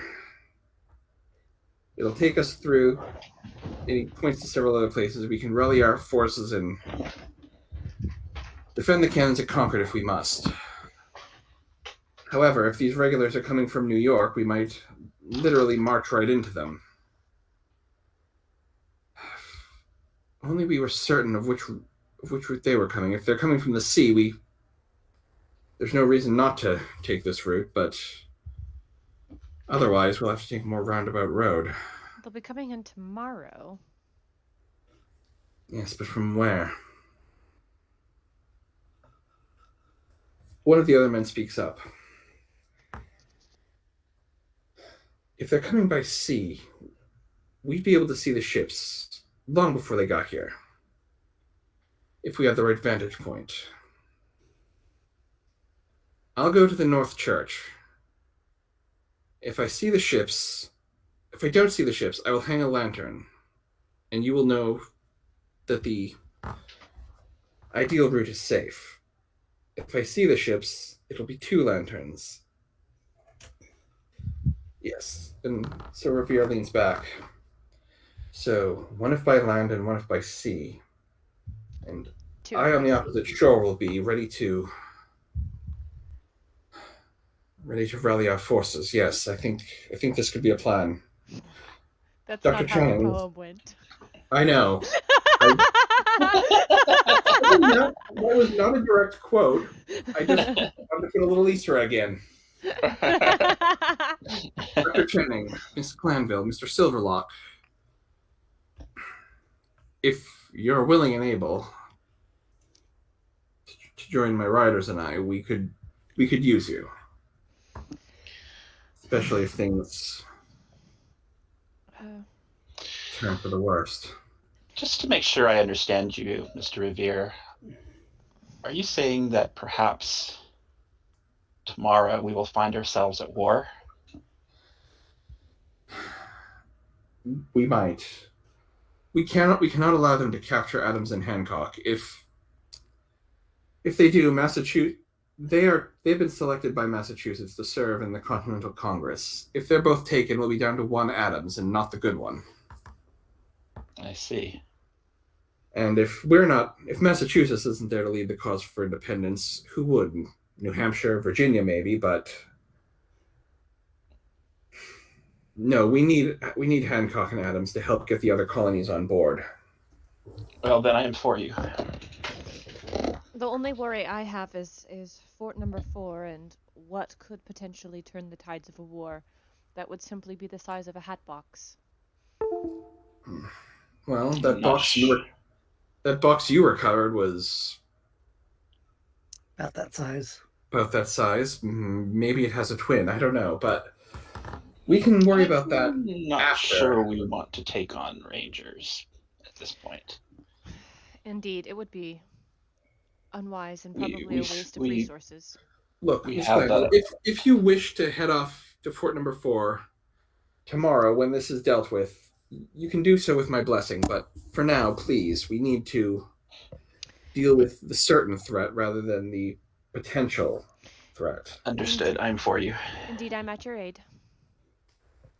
At this point, Paul Revere, he goes to his rack of weapons, once again offering Meredith a pistol, offering, I take it purely out of politeness. Sure. Does it come with silver bullets? You don't need silver bullets for redcoats, so no. He gives you, a few charges of additional shot and powder. Dr. Channing, you may wish to get your own gear from the boarding house and see if Mr. White is back. We could use him as well. He left to go back to your hometown. Oh, Graham. Yeah, Graham. Yes. You said Okay. Mr. White. I had to I thought his name was Mr. Graham, but it's actually Graham. No. Okay. So canonically, Graham left as soon as he got back from Cape Cod, and that was about a week ago. So he'd likely be on his way back right about now. So hopefully he will arrive Just in time. Gather everything. We'll meet here on the opposite bank outside the city. I'll have horses for you. Thank you.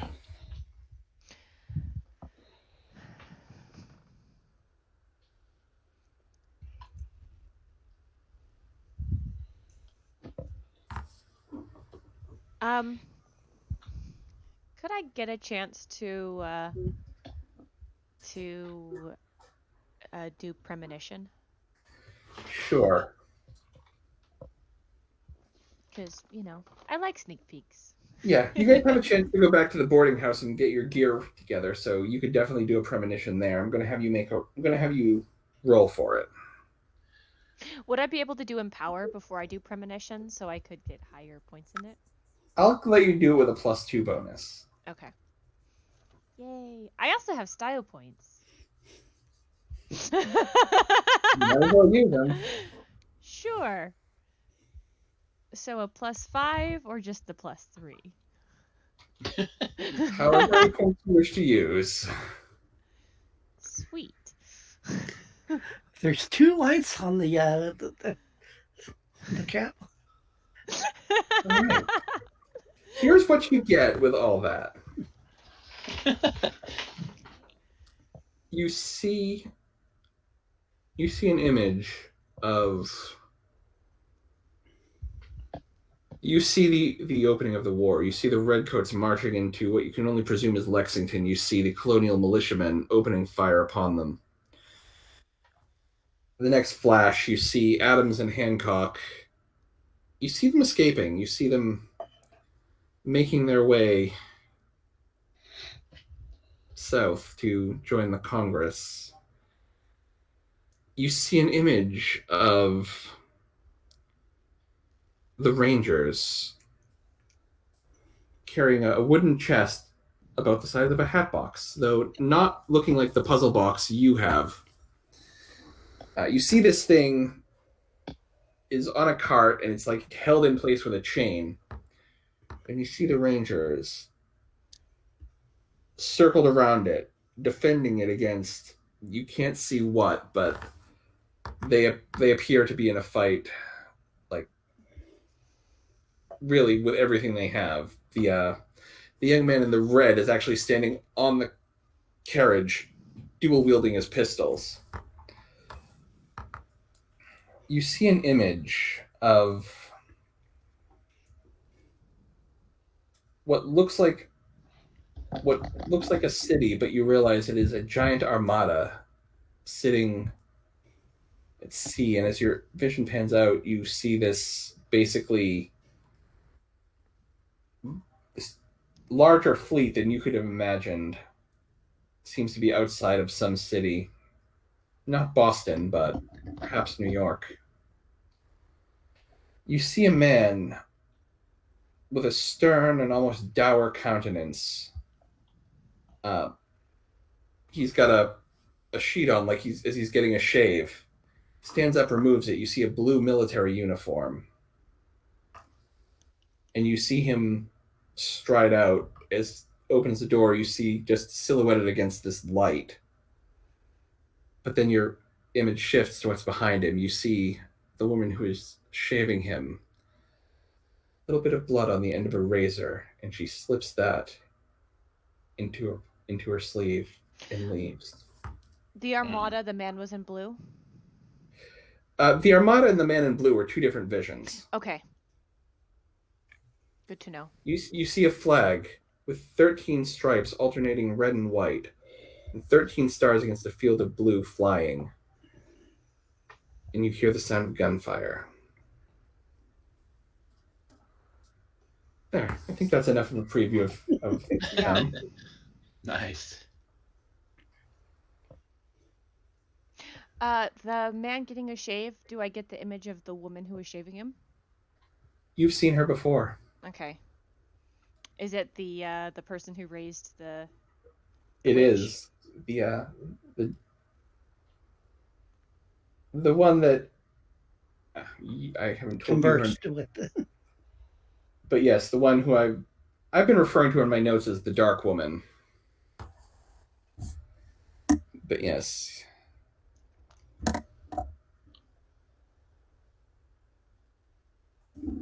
There was so much information that was happening that we were receiving this. Like, if we don't get a knowledge point, I feel like that should be debated because there's so You'll much all get information. For this session, you all get a participation, knowledge, and role-playing point.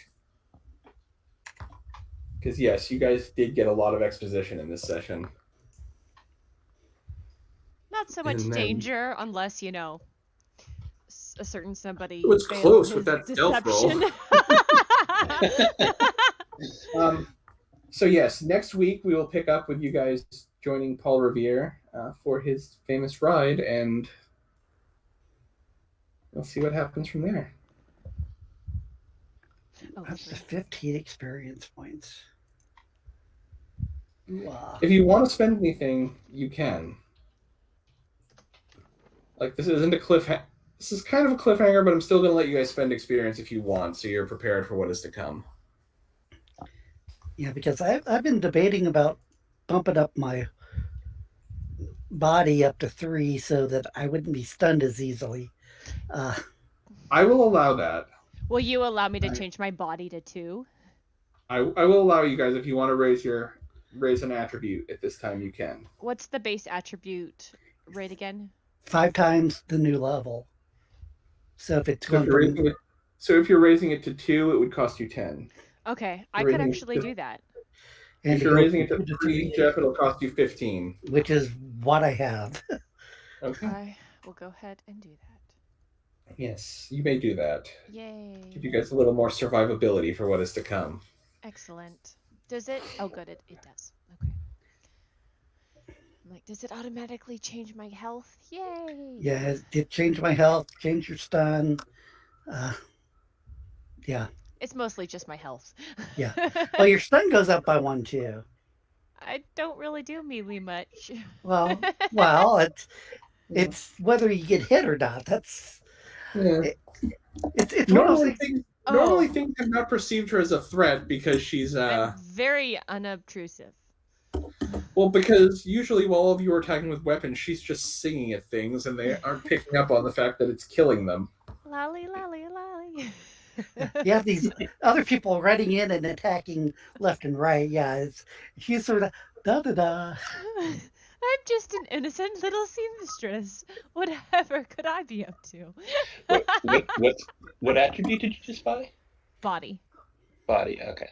I want my ability to withstand horrible things to go to not die. Yeah, everyone's upping their survivability lately. Yeah. And I did it as well, but mine went from 2 to 3. So, but it was mainly so my stun was higher and. My body was a 1, so you know. Yeah, you want to pump that sucker up. Yeah. If we're hiking like in the back trail somewhere, and I actually have to exude some effort. Sure, like if you have to make an overland trek to Fort Number 4. Yeah, something exactly like that for no random reason. I don't know if you want to be anywhere near. At some point, I'm going to have to let you guys know what's in these various boxes you're finding. Where is the first box? What did we do with that? We buried it somewhere. You don't know what happened to the first box. I don't know. Buried it Okay. I know nothing. She buried it in the woods at your hometown. Will I have time to buy more arrows before? Yes. Okay. I'm going to buy another 6 arrows. Okay. Because I'm thinking 6 may not be enough. I want to know what possible effects can happen from somebody having somebody else's blood. Oh, there's all kinds of magic you can do with yeah. All kinds of nasty things. That's dark magic. That is. Yeah. Would I know that from if I rolled an academics? Yeah, roll an academics occult, and I'll let you know. I was going to say, I think she would know just from using her harm spell. And yeah, know more than anybody. So basically, if you have someone's blood, it becomes much easier to, for instance, target them with things like a harm spell over long distances. Okay. Because you actually have a physical connection.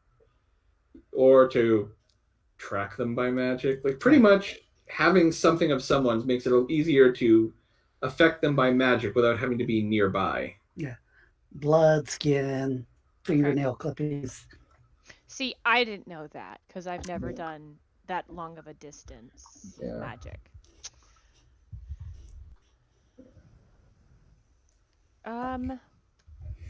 Excuse me. I think it becomes very apparent. And at this point, do I know that even though that our color is blue at this point? Yeah, the continental. I would say the Colonial Army has not officially been because Congress hasn't met yet because they're still waiting on some people. Okay. So no, the blue uniform, you're not sure what army that is. But it's not typically associated with the Would I know British, that would I know that any Canadians or any French or any British don't have that color? Well, actually, the French military uniforms do use blue in them. You might think it's French. Because let me see if I can show you this image. Did the man? I'm like really curious what the man looked like. Oh, I'll tell you so you can picture it. It was George Washington. That's what I was thinking, but I didn't want to automatically. Like when I said the stern and dour countenance, that was the giveaway because Washington never smiled because he was self-conscious about his dentures. Yeah. But yeah. So yes, the French also wore blue military uniforms. So here's Washington in an American uniform. Where are you putting it? Uh, Right near the above the flag. sea. Right above the sea in Colonial Gothic. And on the other side of the flag, I will show you, this is Marquis de Lafayette in a French uniform. Or, yeah. Oh, okay, sorry. So yeah, the French also use blue in there. But different shades, yeah. It's almost So, a but gray. Meredith might not know it's not a French uniform. She might not even know to think it could be a French uniform if she hasn't. Yeah. If she were to describe it to one of us, would one of us know? Again, you have never seen an American military uniform. The colonial army has not been raised yet, so no. Oh, okay. I'm Paul curious Revere. if I give this description of what the man looks like, if Mr. Revere would know who he is. Probably not yet. Okay. Beware of people who shave your skin. Just it's my fortune. So is that Martha? That's why it's better to be a Martha scrub Washington? Who's is that Martha Washington that you saw? You think? Out of She's character. the evil witch, yes. No, it is not Martha Washington. Martha Washington was not raising undead headless horsemen from Indian villages. As far as you know. As far as you know. She was a secret British spy, yes. I will say, I've She been might have watching been on this. our side, you know. She might have I've been been watching this show about Washington's spies, and they've taken some interesting liberties. Oh, yeah. Benedict Arnold's wife has become like a full-on Black Widow level femme fatale.